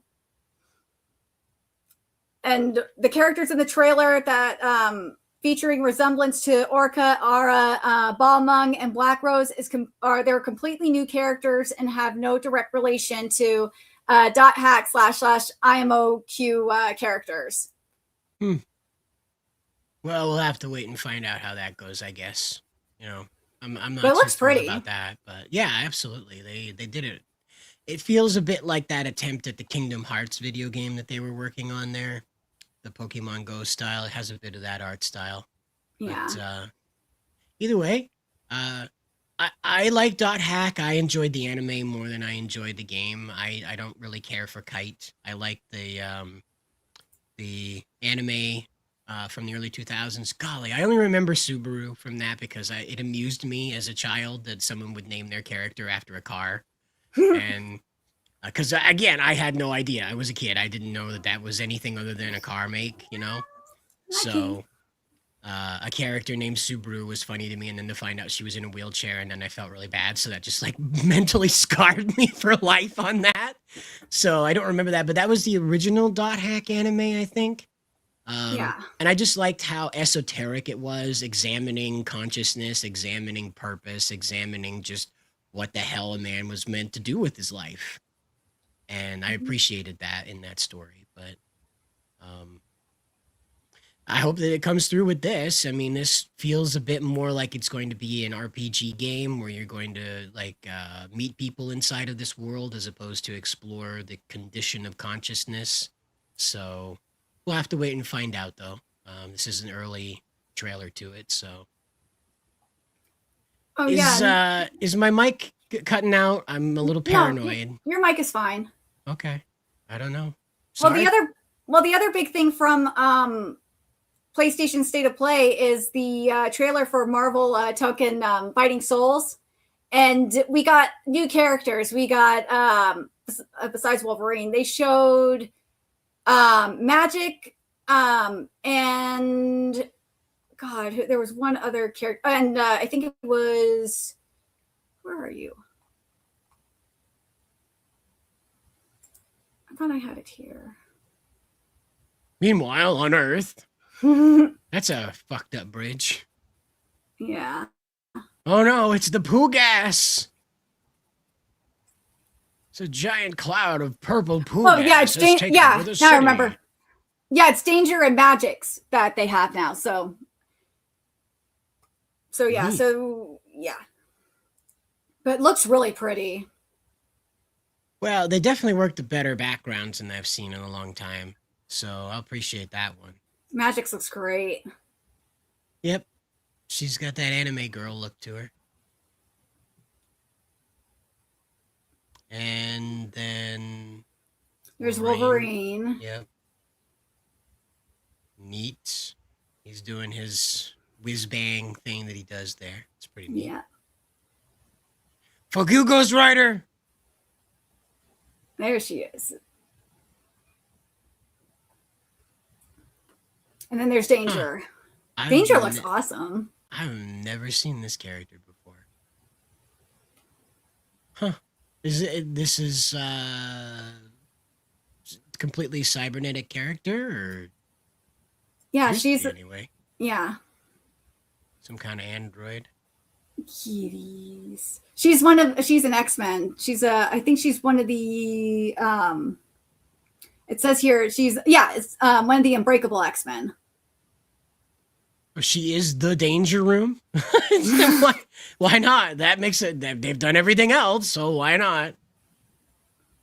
Yeah, I there's don't only believe anything on the internet. It's all it's all AI. Yeah. Storm looks great though. Like they could have done something really nasty with Storm, but she looks fantastic.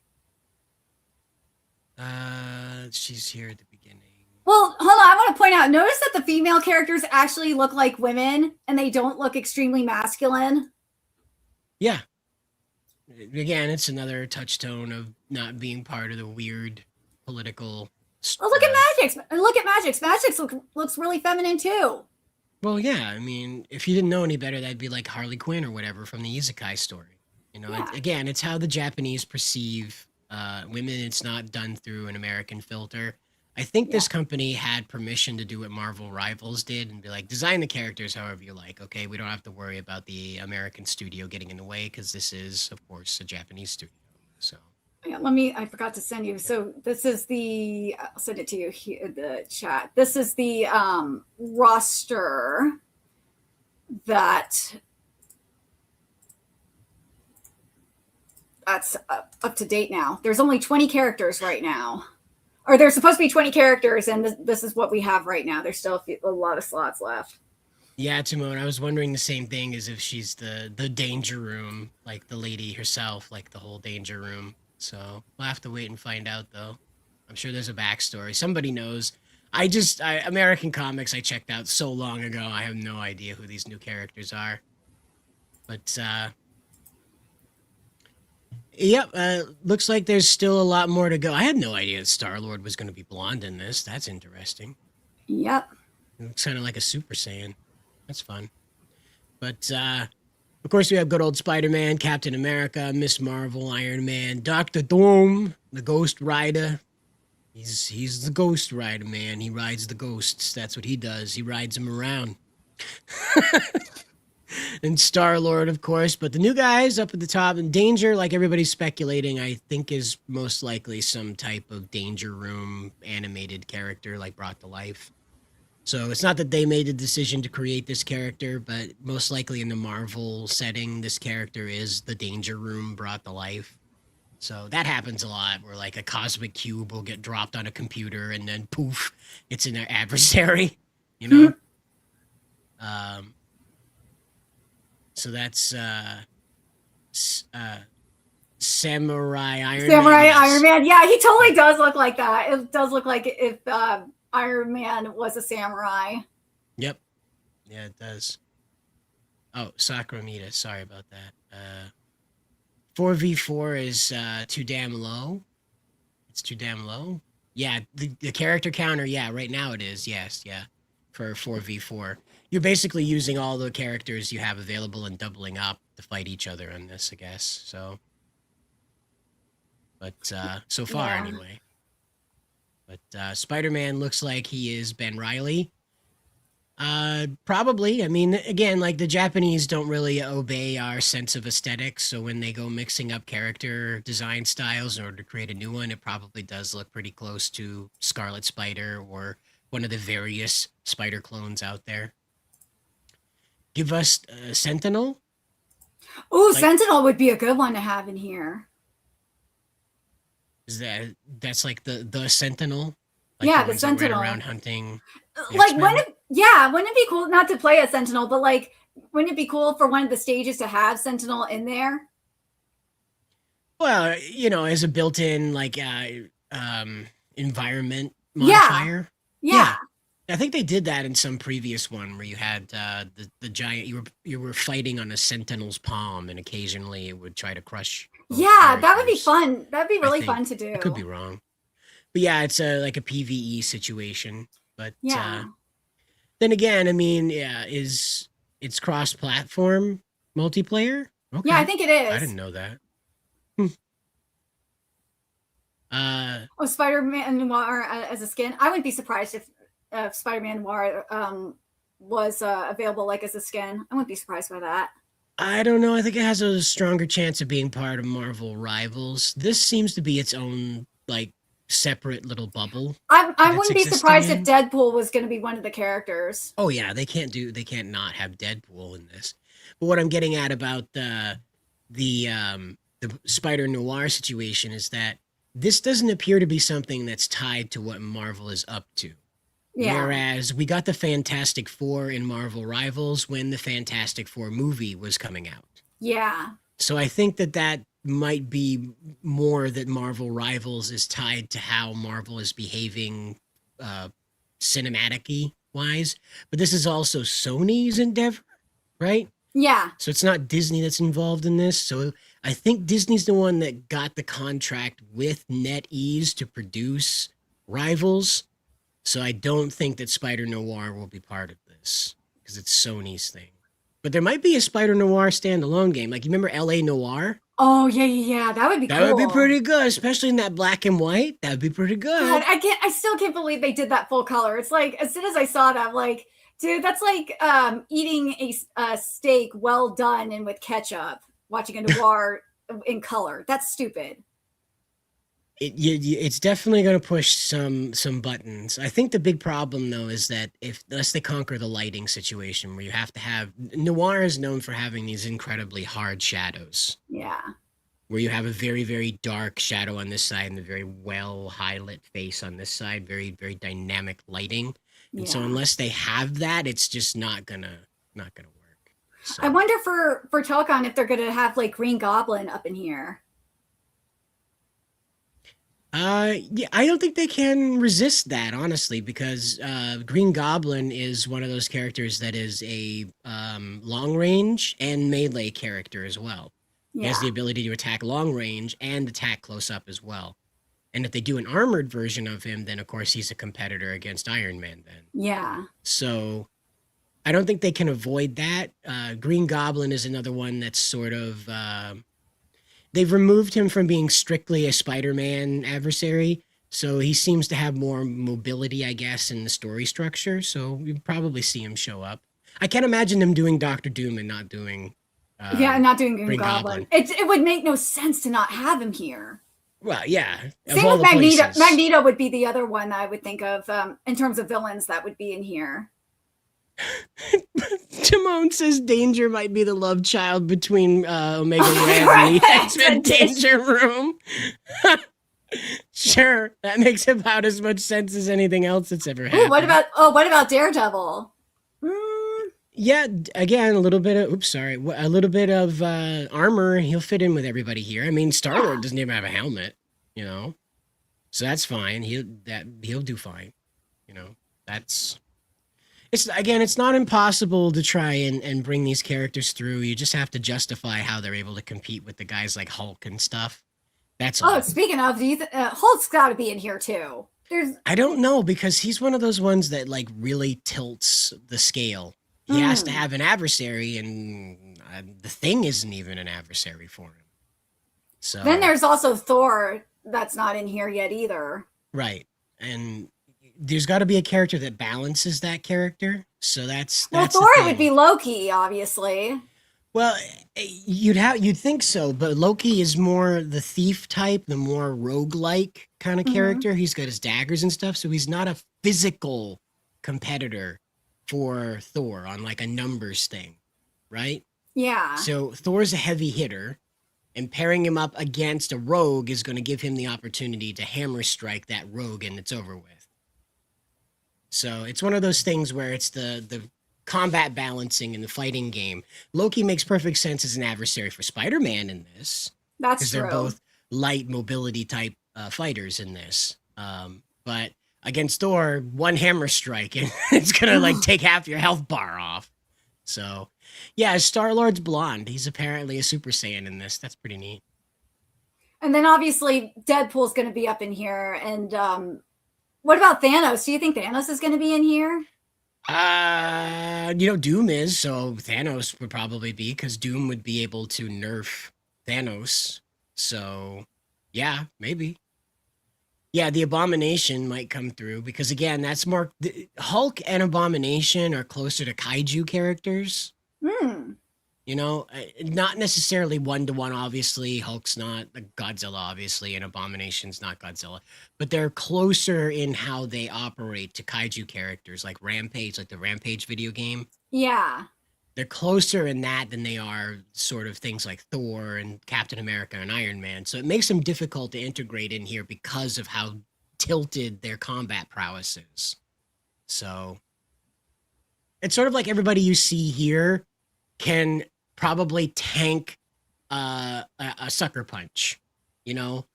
But like Miss Marvel might be the one you'd have a question about tanking a sucker punch. Everybody here can pretty much take a punch to the face.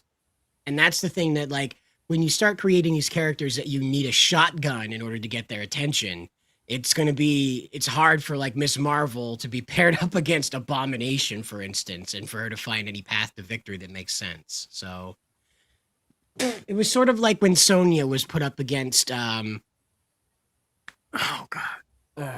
Scorpion. You were done. It was over with, right? Sonya was in Mortal Kombat, right? Yeah. Sonya. Yeah. So it was like having Sonya up against Scorpion. It was just there was no point. You had to be like a super experienced Sonya player in order to get anywhere with that.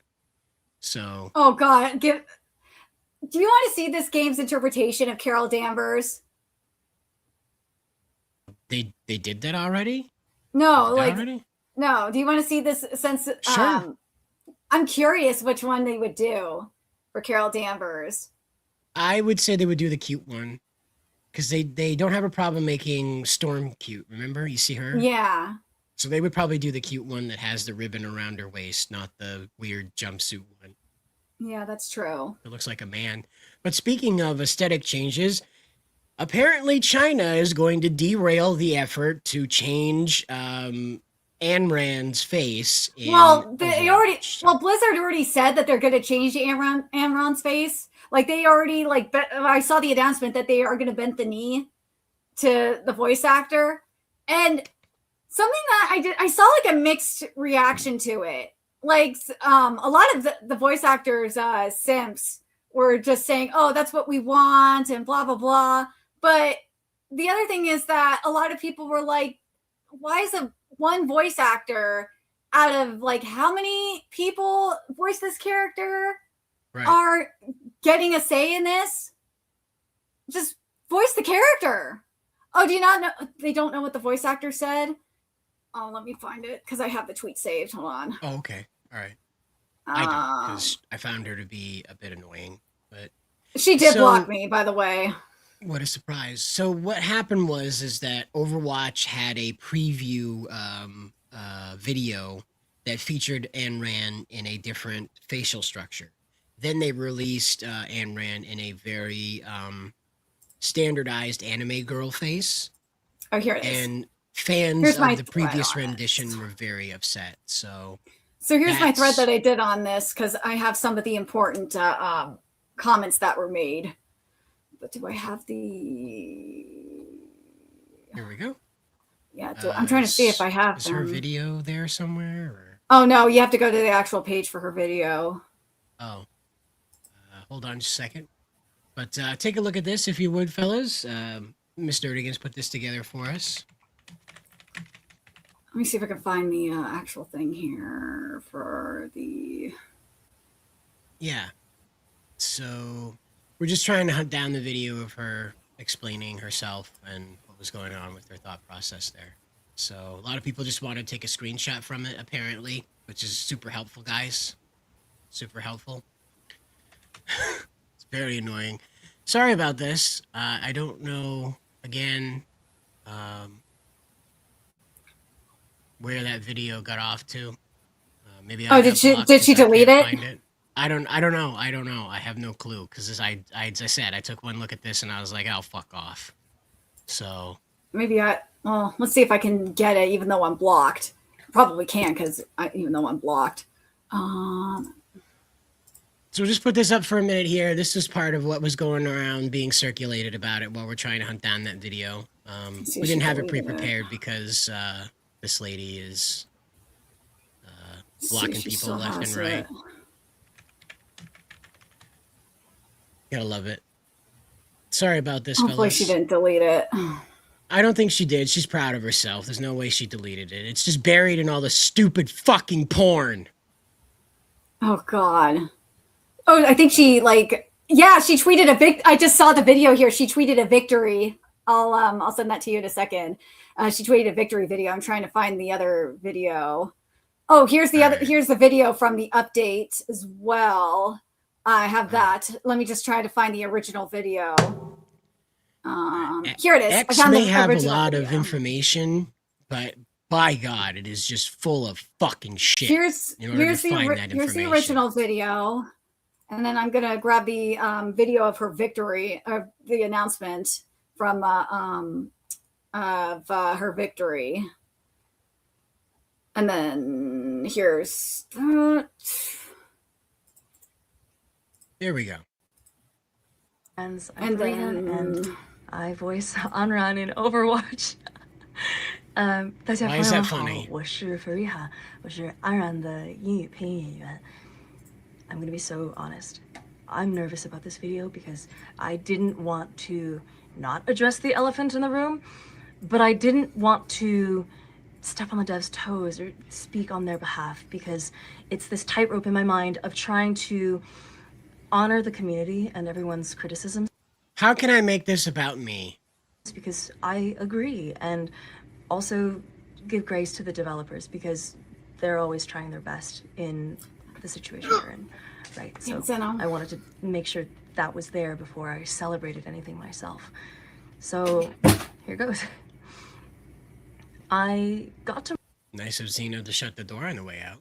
No, he just knocked the water ball over. The design I had hoped for her and the design we ended up with. Because I think in her comic and the cinematic Elemental Kin, there was a precedent set by it. There was a unspoken promise that said, we're going to challenge the beauty standards plaguing and ransacking media these days, right? What are we talking about? We talking about the uggos that are making everybody believe that women are hideous because the women developers can't stand having a fictional character that could be perceived as prettier than them? Is that what's happening here? The Ozempic chic, the contour your nose. The fuck is Ozempic chic? Well, it's the criticism of losing weight because everybody's like, no, you're perfectly fine being 400 pounds. No, the Ozempic, it says Ozempic chic at her face in terms of her face. It's like, dude, what the fuck are you talking about? Yeah. And I think because of that precedence, people feel understandably let down. Overwatch is a trailblazer at challenging that, right? Of trying to break those molds, of trying to. And they lost a lot of money doing that, and they've since changed their mind and started doing designs that people like, and it's brought people back to the game. What do you know? To explore the bounds of what it means to be good, what it looks like to be heroic. And I think the result we got says something else. It says something that leaves a bad taste in our mouths. It's not the bold, optimistic swing that we know Overwatch to make. And you remember when voice actors would be worried about losing future work for making videos like this, criticizing a fictional character that they're ideally going to be able to be brought back to have more voice lines to do, but they're still criticizing the company that paid them hundreds of thousands of dollars to do that? Weird, huh? Not only that, it's like, dude, this is not your character. It's the designer's character. It's the game's character, not you. You just voice the character. In one region. In one region, exactly. It's a look that isn't congruent with her personality. How the fuck would you know? How the fuck did you know? You didn't write the character! Jeez. This is one of the things that annoys me about this. Like, fans are allowed to make these complaints, right? You want to know why? Because they're fans. And a voice actor couldn't be a fan. Perfectly fine. But this woman is addressing this as the voice actor, as a professional, as a person in this space that performs in this, performs for money, this sort of thing. This is the problem. Had she come out and say, hi, I'm a fan of this character that I voiced. No. This is about her being in this and her interpretation of this and her idea of beauty, not to do with being a fan of Overwatch. This is very different. This is why I'm cranky about it. Well, is she making a complaint about all the characters looking alike? Yeah, they do kind of look alike. But guess what? So do a lot of anime characters. But guess what? That's not a problem. When you find something that works, you let it work. Well, like the other thing too is that like she's making it more about her than about the actual character. Right, exactly. That's and like that's like the worst thing you could do, especially in terms of publicity. Did you notice the bird hands that I'm doing? I'm really trying to do that because she's doing bird hands. So oh my god. Right? She looks like the younger sibling. She looks more docile.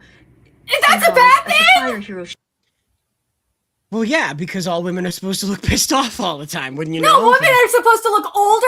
Like, what the fuck is wrong with you? Angry and old and bitter.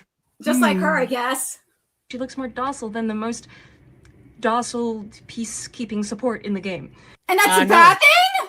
She does not look any more docile than May. And May and her share pretty much the same face, so please calm down. And I've been seeing everyone's redesigns and quietly bookmarking them, but I wanted you to hear that this concern is important. This is a hill worth dying on. It's Lady, can you imagine what's going to happen the next time she gets hired onto something and that developer does something she doesn't like? You better hope that it's a union job, because they will hire union. Because that's why she probably is going to get a job, is because it's union and nepotism. We already saw this happen with what happened over there on Genshin Impact. There was a character that there's a voice actor that complained and they were gone. This is the thing. Should this lady hold her tongue for her profession? Yes, that's how it's supposed to work. My family ran a business. We did not put political signs in our yard. We did not put bumper stickers on our vehicles, our professional vehicles, or even our private vehicles, because we understood that people will use that as an excuse to attack. So, oh my god, sorry, my cat's knocking things over. Sure. And this is the hard thing that we are experiencing now as the culture shifts away from all this political pandering and this attitude of like, oh, I've got to let everybody know I'm the most virtuous of virtuosos, you know?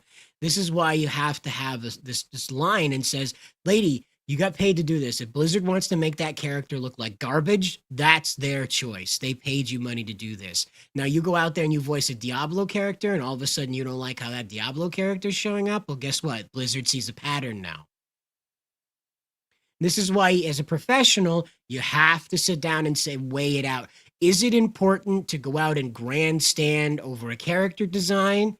Or is it important to make it known that you are a consummate professional and want to continue working in this space rather than being an agitator that uses their profession as a baseball bat against what they don't like a multi-billion-dollar multinational corporation doing? This, again, the line between professional and activist has become so blurred that for this lady, they're one and the same. It's worth speaking on. Because I believe muted, the more by the we way, speak up Nerdigans. about the things that truly matter to us, the more we'll see ourselves reflected in the world around us. The more we'll see our values in the world around us, right? And they don't share the same values as you, dumbass! Well, and that's, again, another thing. Like, this whole situation is predicated on her having to virtue signal. And if there are people that aren't there to receive that virtue signaling, well, we have a problem. You know? Of this with the dev team.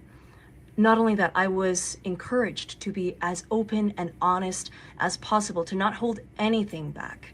And it's my hope that...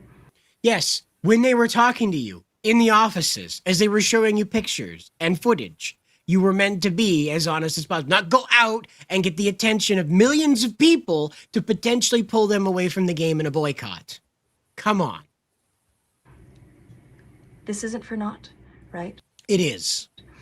That they see it, they hear it from you all too. And while it's it's not my position to decide what can be done and what gets done about this, I will keep championing it, championing for the version of her that we all wished for, right? And I want you to do the same with boldness. I want you to participate in harassing this multi-billion dollar company that hired me to voice this character in one region. Oh boy. And what happens is that this attitude ends up rewarded. Okay? They end up rewarded. And so you have this person coming out and saying, I'm the voice actor of Onron, or whatever they were saying her name was. I held off on posting about this because I wanted to make sure I could do this discussion justice. Here's a shot at that. And of course, this is the video we just watched. Now she goes on to have some more conversations. And we have Katie Cat saying, thank you for addressing this issue, Fariha. I'm glad we have you as Anran's voice. And Faria replies with, I love the models you made of her. They were so cool. It was killing me that I couldn't say anything or interact, but now I can. Interesting. And of course, this person is glad to have the praise from the activist. So, activist on activist praising. Anyway, please ask for fixing Anran's face, please. I'm doing all I can, and you'll know as soon as I know if anything changes. Now, you were telling me there was a development on that? I posted the link for that. It's the second one. Second Faria? Okay. Yeah. All right, so now for whatever reason, wearing less clothes. I don't know. Victory! Time to take off my jacket. Oh, no, it's the one before that, I think, is the one from Blizzard, where she, hold on, let me make sure that's the right one. Is it the right one? Yeah, it's it should say, I love this game, thank you, Des, for listening. It should be the second one. That's the one after that. Should be for the second from the bottom. They're the same one? No. No. Here we go. Hey everyone. Thank you all for the incredible reception to last week's Spotlight event. We're sorting through all the questions, comments, excitement, and feedback that you've all shared, and I wanted to take a moment to address one thing in particular. The team is currently discussing what it will take to make Onron look and feel more like the fierce older sister that we all envision her to be. We're so proud of the work that our team has put into Onron and the rest of the 5 heroes launching in Season 1, and we agree that she can be even better if we get this aspect of her right in-game. We discussed sharing this with all of you last week, but wanted to wait until we had confirmation of exactly what we can do. We're hoping to make this update in Season 1, but I don't have specifics to share just yet. Our hero models are incredibly complicated, and we really need to test out what we can do. We're always striving to make... Why are they complicated? I mean, this isn't new science, friend. Why are they complicated? What the hell? Overwatch better, and I think Season 1 is a great example of the dedication and tireless work that our team puts into this game, its universe, and ultimately our players. And we're so excited to share it with all of you when Season 1 launches tomorrow. Thanks for the feedback and support. We couldn't do this without all of you. Please keep it coming. Anyway. And then she makes her victory lap. Where did that go? There it is. Farida, voice of Anran here. Hi. Y'all, they listened. Because of all of you speaking up, Play Overwatch just put out a post with Aaron Keller talking about the intricacies of what a face redesign is going to look like. And it really seems like they're going to do it. Because of y'all, we might just end up getting the best version of Anran we can, who is not just beautiful, but also strong and brave and a little cunty.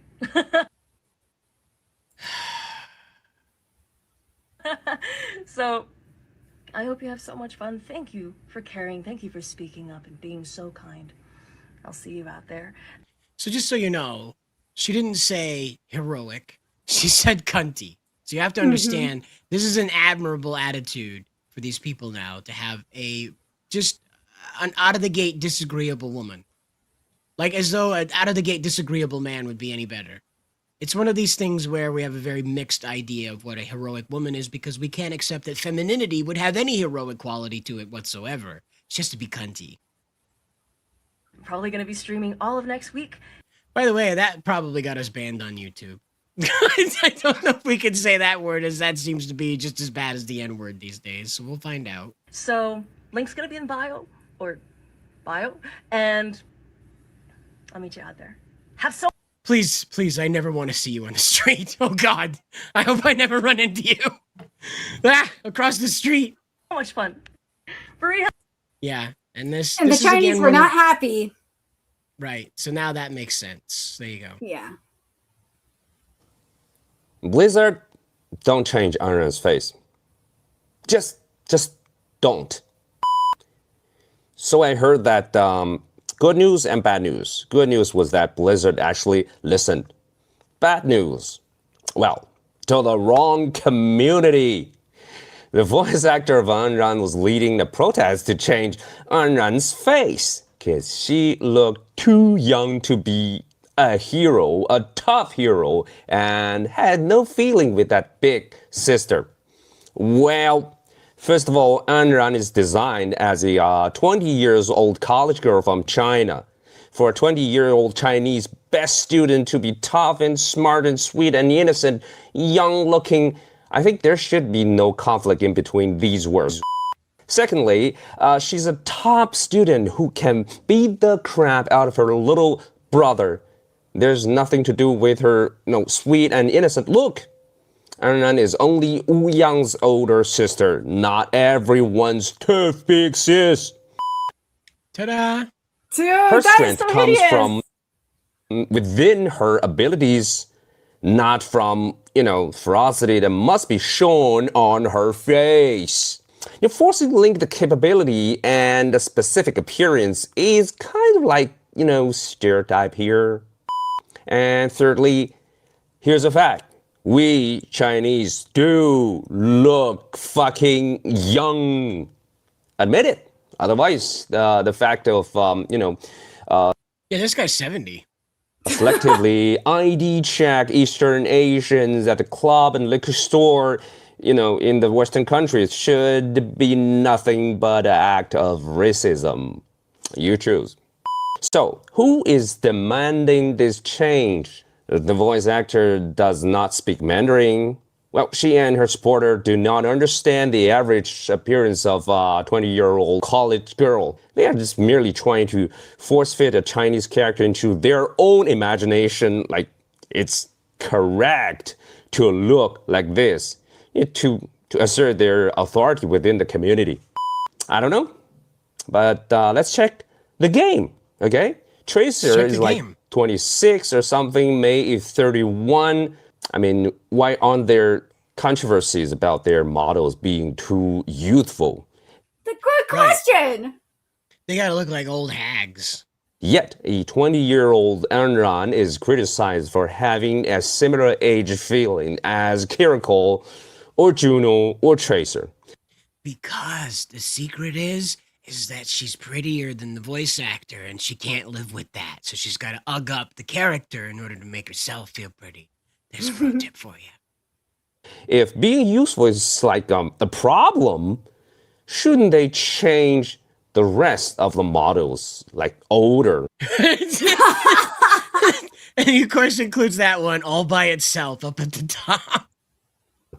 instead of forcing the youngest one to look correct. Then we look at Overwatch designing philosophy, okay?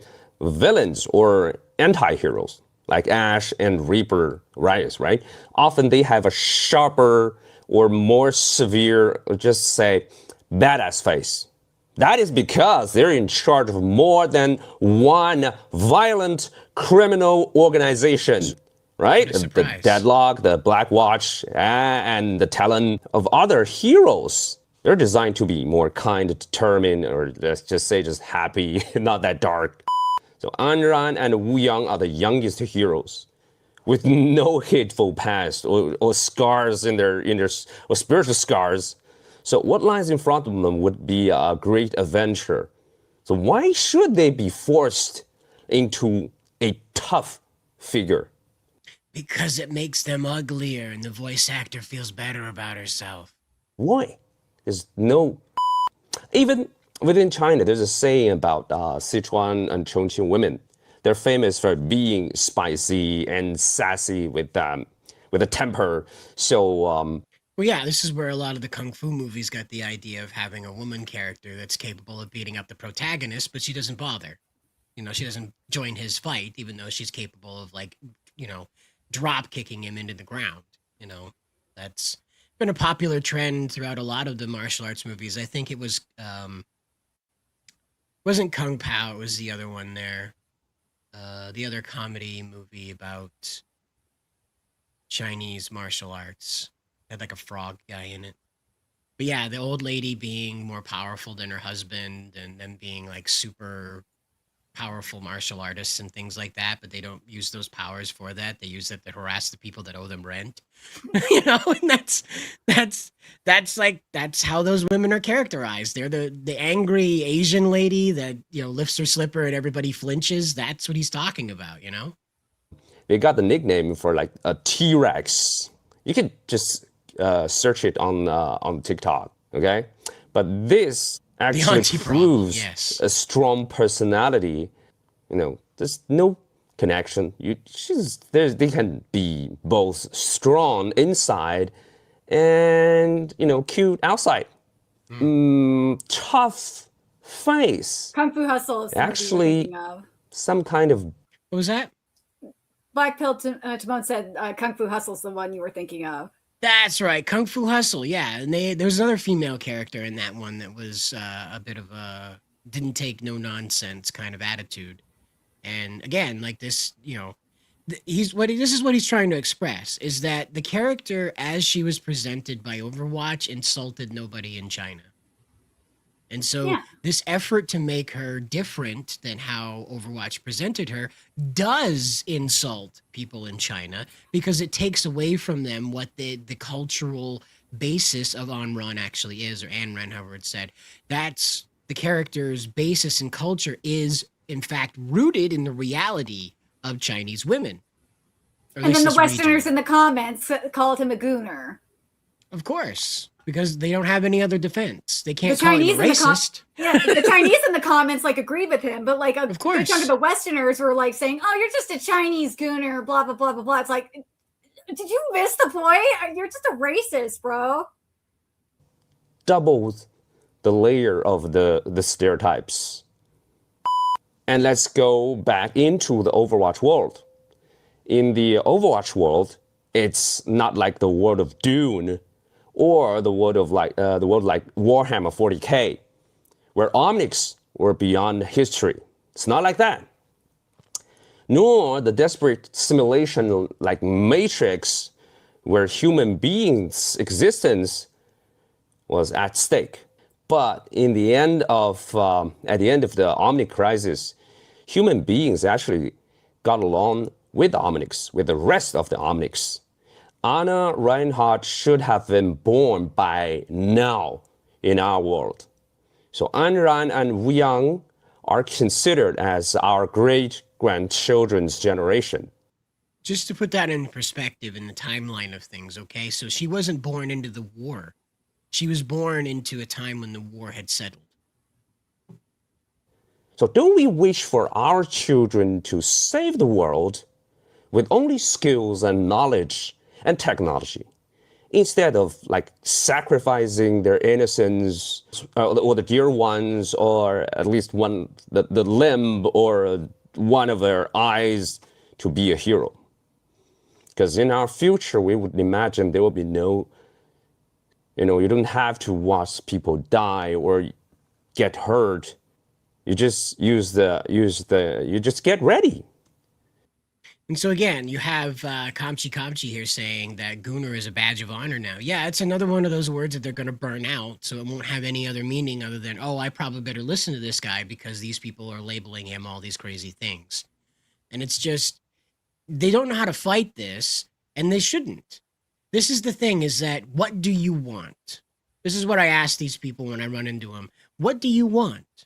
And they usually can only articulate a list of political qualifiers that make them feel comfy and cozy interacting with the character, because the character visually and attitudinally, or however you want to say it, rewards their political ideologies.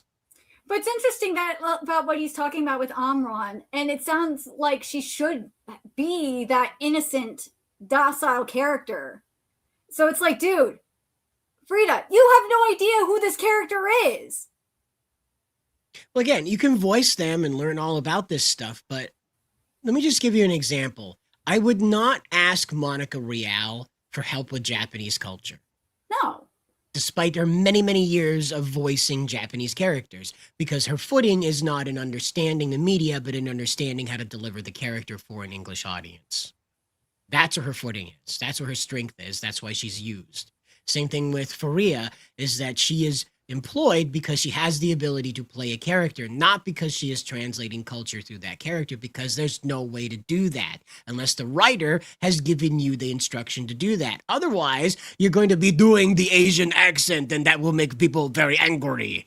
So it's one of those things where the actor has become this sort of ideologue, leader, has become sort of this martyr in the conversation in order to elevate their sense of importance to the great resistance against the Nazis or the patriarchy or the bad guys this week, whoever they are.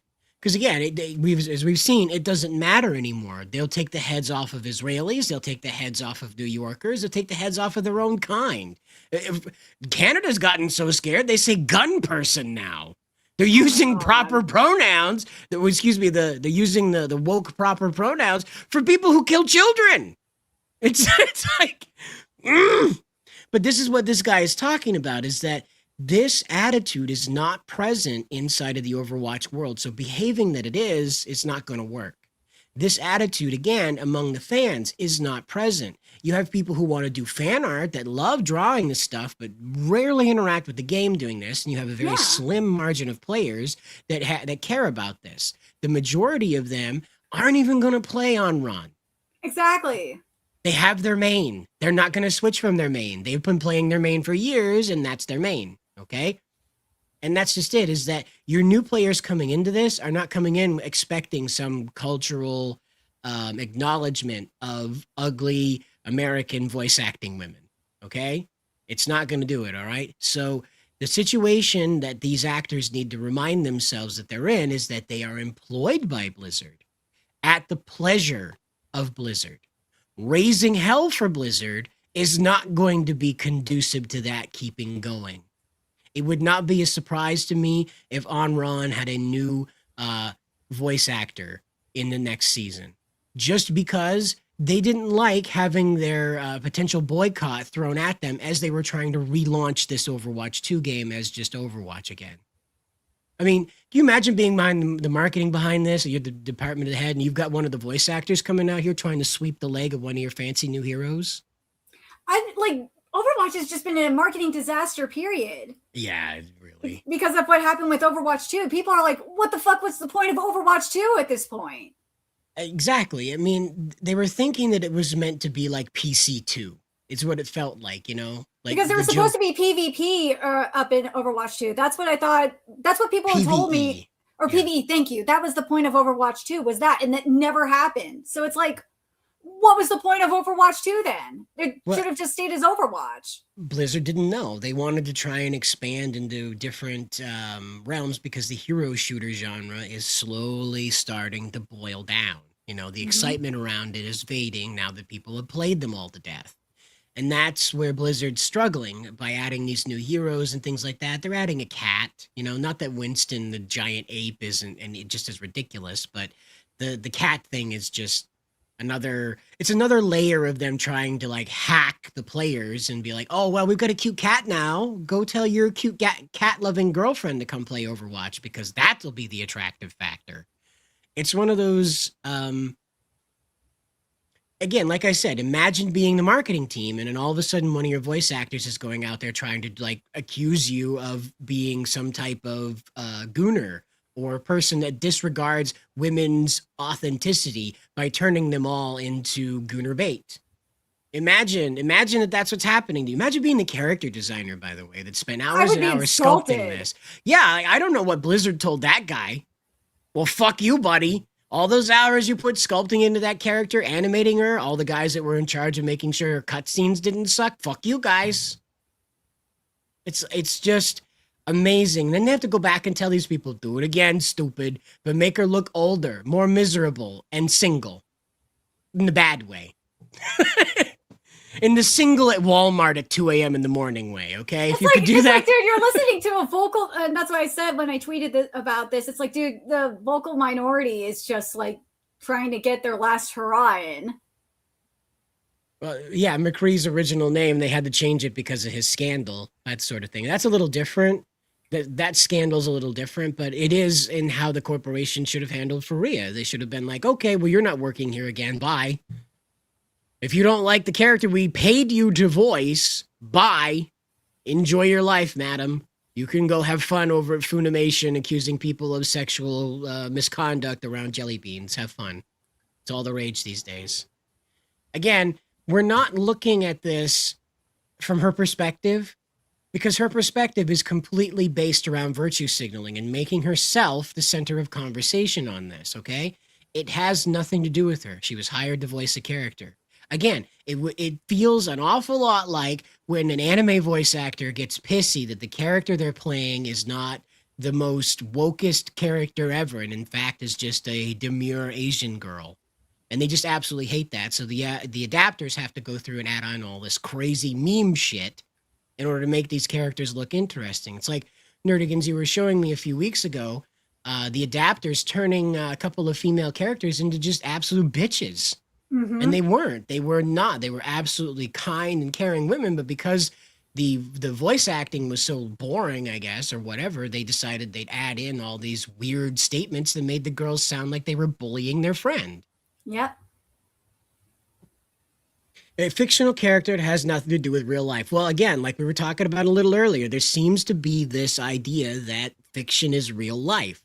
And because Anran doesn't look like a haggard 30-something at the laundromat, we've got to make sure that she does. Because she's the older sister, despite being 20 years old. But she's the older sister.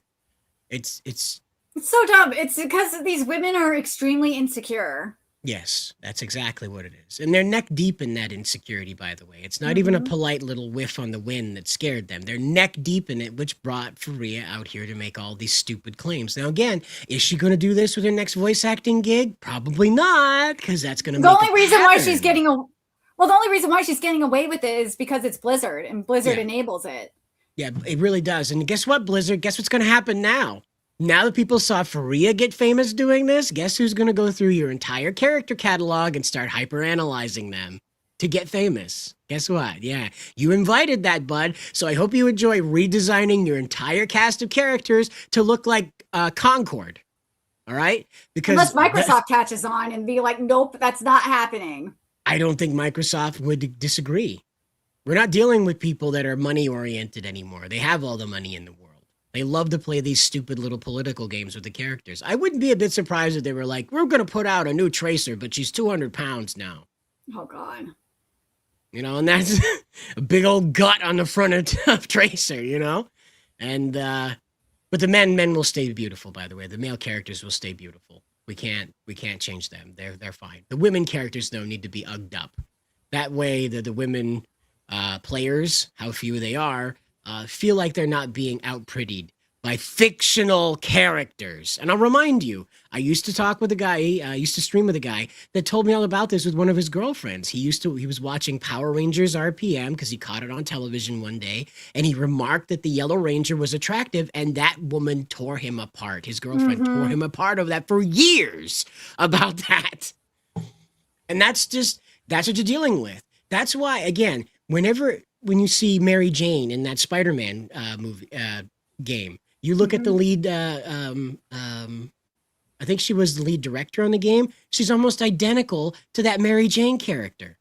Her face has a weird jawline with the rolled in cheeks, that kind of thing. Yeah. All of it is in there because, again, you can't have a female character that's prettier than the female dev behind it because she gets jealous. All these guys are gooning over this female character. I don't like it. They should be gooning over me. And that's what it is. And as professional as they get, it's fine. You find a bunch of women out there that don't think this way. I'm not telling you that's everybody. Nerdigans obviously doesn't suffer from this. But what the problem is that a lot of these people that are in this industry do suffer from it.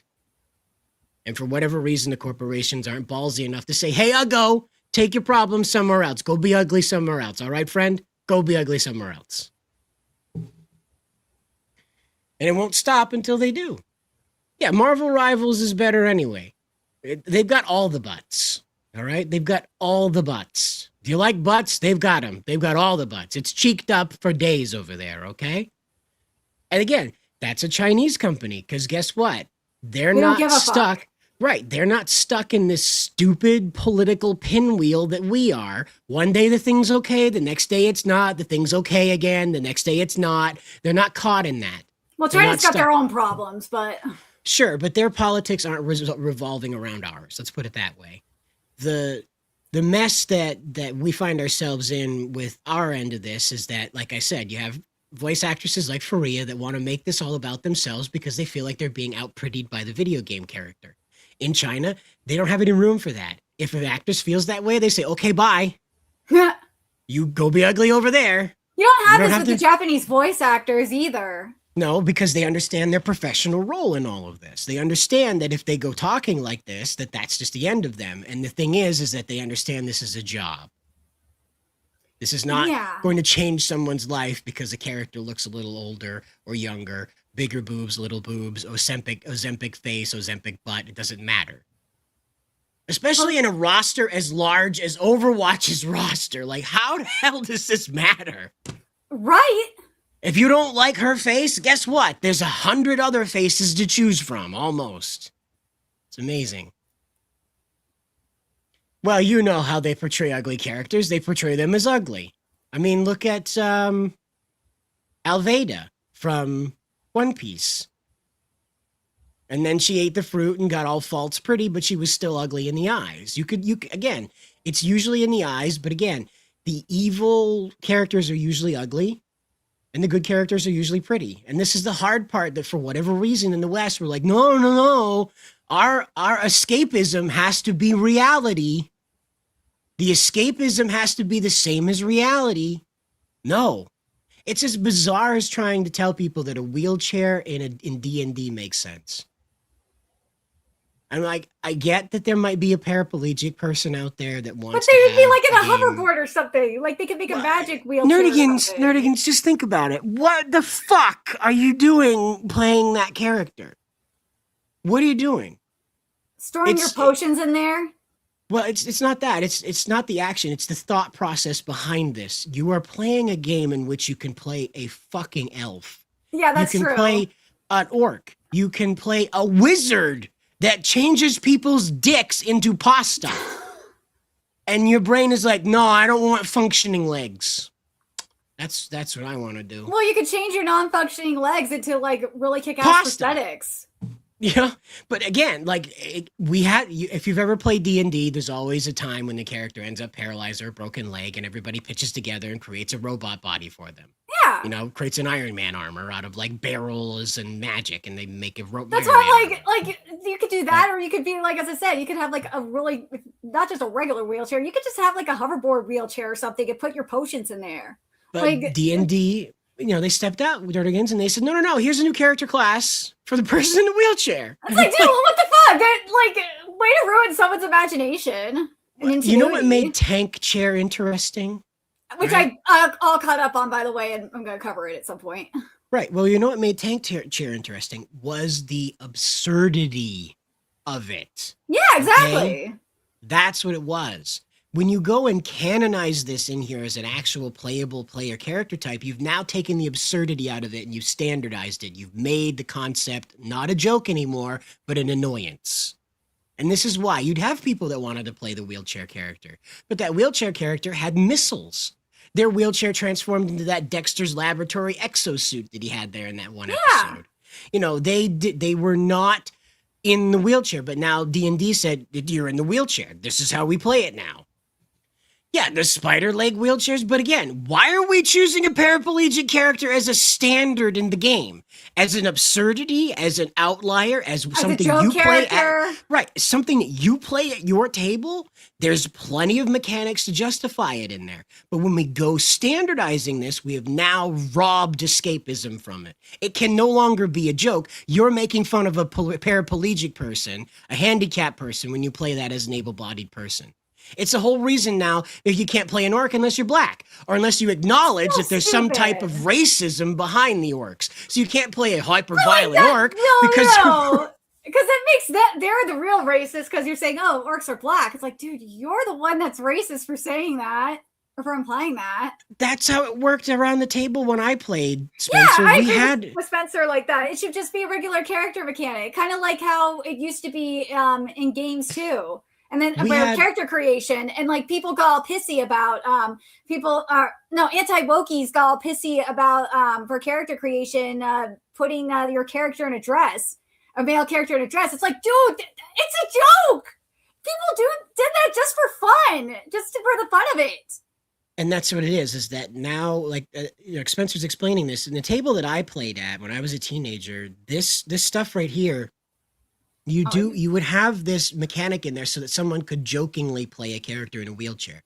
There were pieces in the rule book that explained how to do this, like you'd have to use a mechanic roll in order to modify the wheelchair, make it do things that wheelchairs don't do, that sort of thing. But it was a joke. It was a joke. You were not supposed to sit there and try to put Christopher Reeve in the middle of a dungeon. I mean, did the dungeons have wheelchair ramps? Thank God these evil demons managed to make sure it was wheelchair accessible in the dungeon. It's one of those things where, like, there's no fun anymore. It's like Richard said here, there's no fun because it's been cracked open into a political conversation. You know, now you have to put all these things in here you're not allowed to laugh at. You're not allowed to find it funny that hell has wheelchair ramps in order to make sure that the wheelchair character can get around. You're not allowed to laugh at the fact that the team has come across a staircase and that wheelchair character can't traverse that staircase, so they have to find another way around. You're not allowed to laugh at that anymore because you're laughing at paraplegic people because they canonize that as a thing in a game where you're supposed to be able to play fucking elves or be able to fuck elves. I don't know what you do in D&D around your table. So dumb. It's so freaking stupid. Yeah, the villains. Yeah, exactly. I don't know, Mr. Lich, if I can come to your castle. Are you ADA compliant at your castle? Can I have a sign language interpreter for the monologue about the end of the world, please? In all seriousness, no jokes at all, please. There's no game anymore. It's just another avenue to be like a political virtue signal to be like, well, I'm down with the paraplegics, even though who isn't? It's like who cares though? Who wakes up and is like, I hate people in wheelchairs? Who does that? Who does that? There is nobody doing that. Those darn four-wheelers. No four-wheelers in my house, damn it. You know, what the fuck is this? What stigma are you defeating doing this? That's the hard part that I just can't understand. What stigma? Leggies only. This is a Leggies house, damn it. I won't have no four-wheelers around here. I'm running out of energy, though, guys. I'm running out of energy. Hold on, I gotta send this to you from Sakura Vita real quick.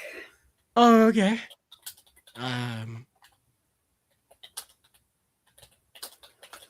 But this whole thing is just so dumb. Like, just let people do their escapism. Like, someone even said in the chat that where is it? I saw it here. Is that they want all that female characters can't be strong. Young female characters can't be strong. Like, that's really it's really crappy. It's not just that. It's that young that female characters can't be beautiful and strong. I hate that freaking message. So stupid. Well, it's come around again. Now, Sakura Mita did send these through. This is a They said it was a Frappuccino Ranger and a Champagne Ranger. And the Champagne Ranger. Yeah, sure. I see it. It's like a restaurant sort of themed, fancy party theme. Food themed Sentai. Oh yeah, okay. Yeah, expanding on what Gav was doing, but in the Sentai realm. Okay, I see it.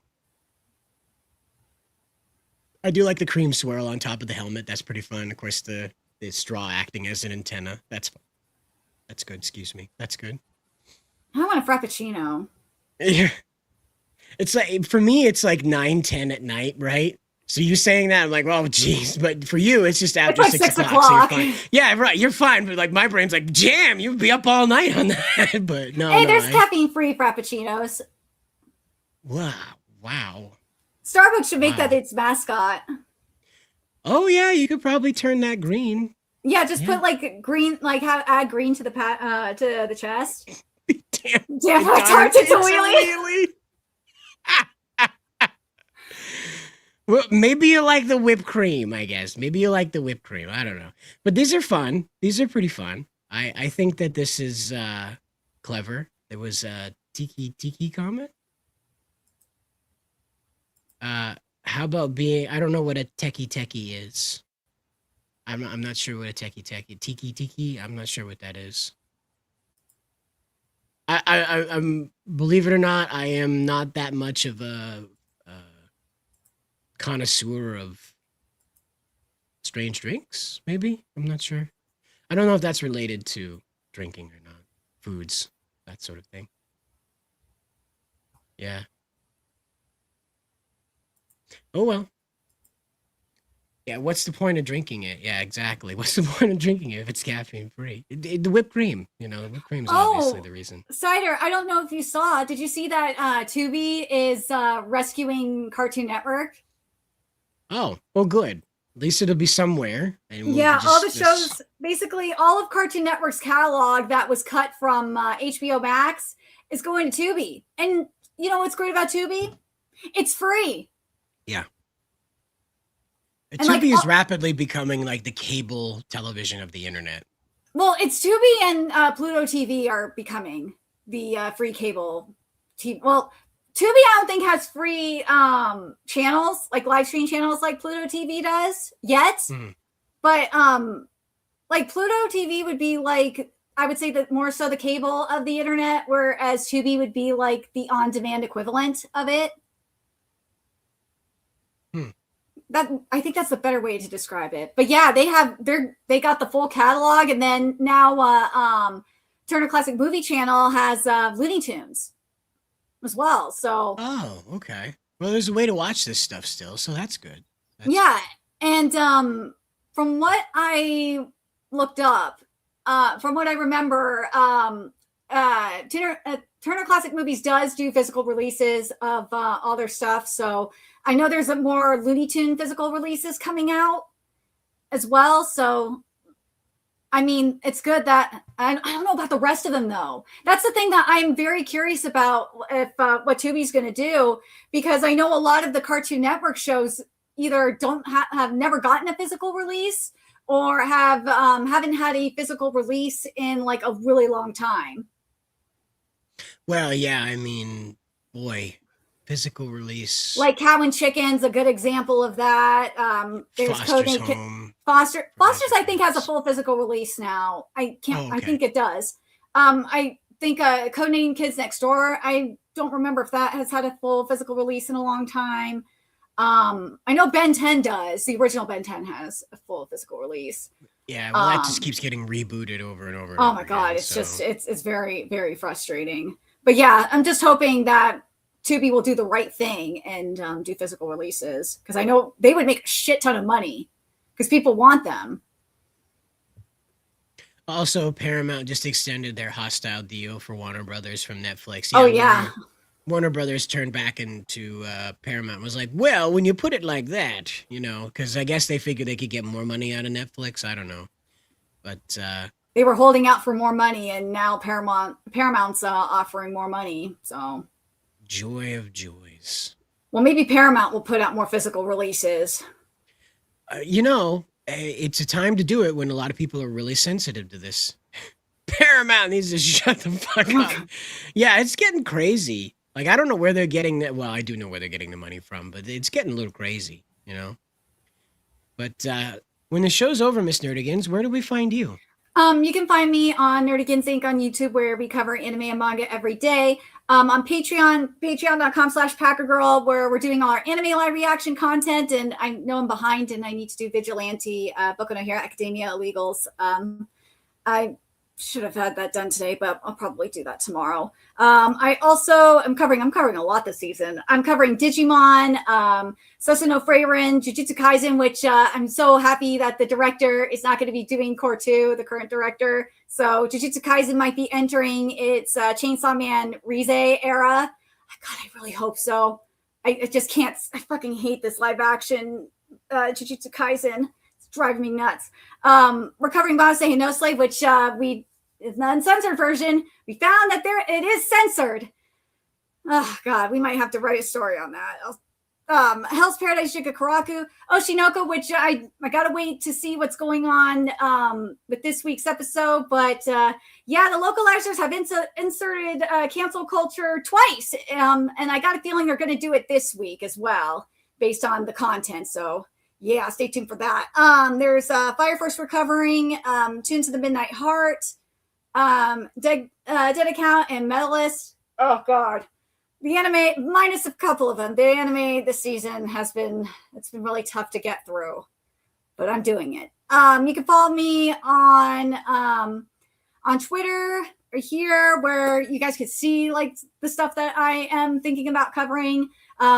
I know I'm going to try and get back into writing this week.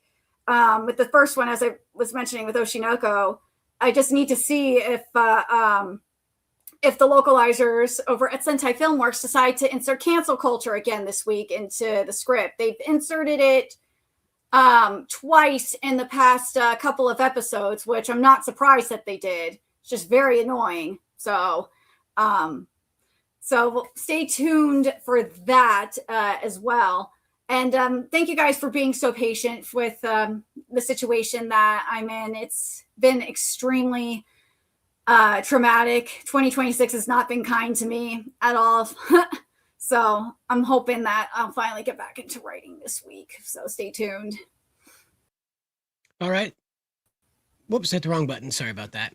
But all right, I just want to close it out here with this little note here. 25 years ago today, All Your Base, Our Belong to Us began its worldwide invasion over on Newgrounds. And we'll just...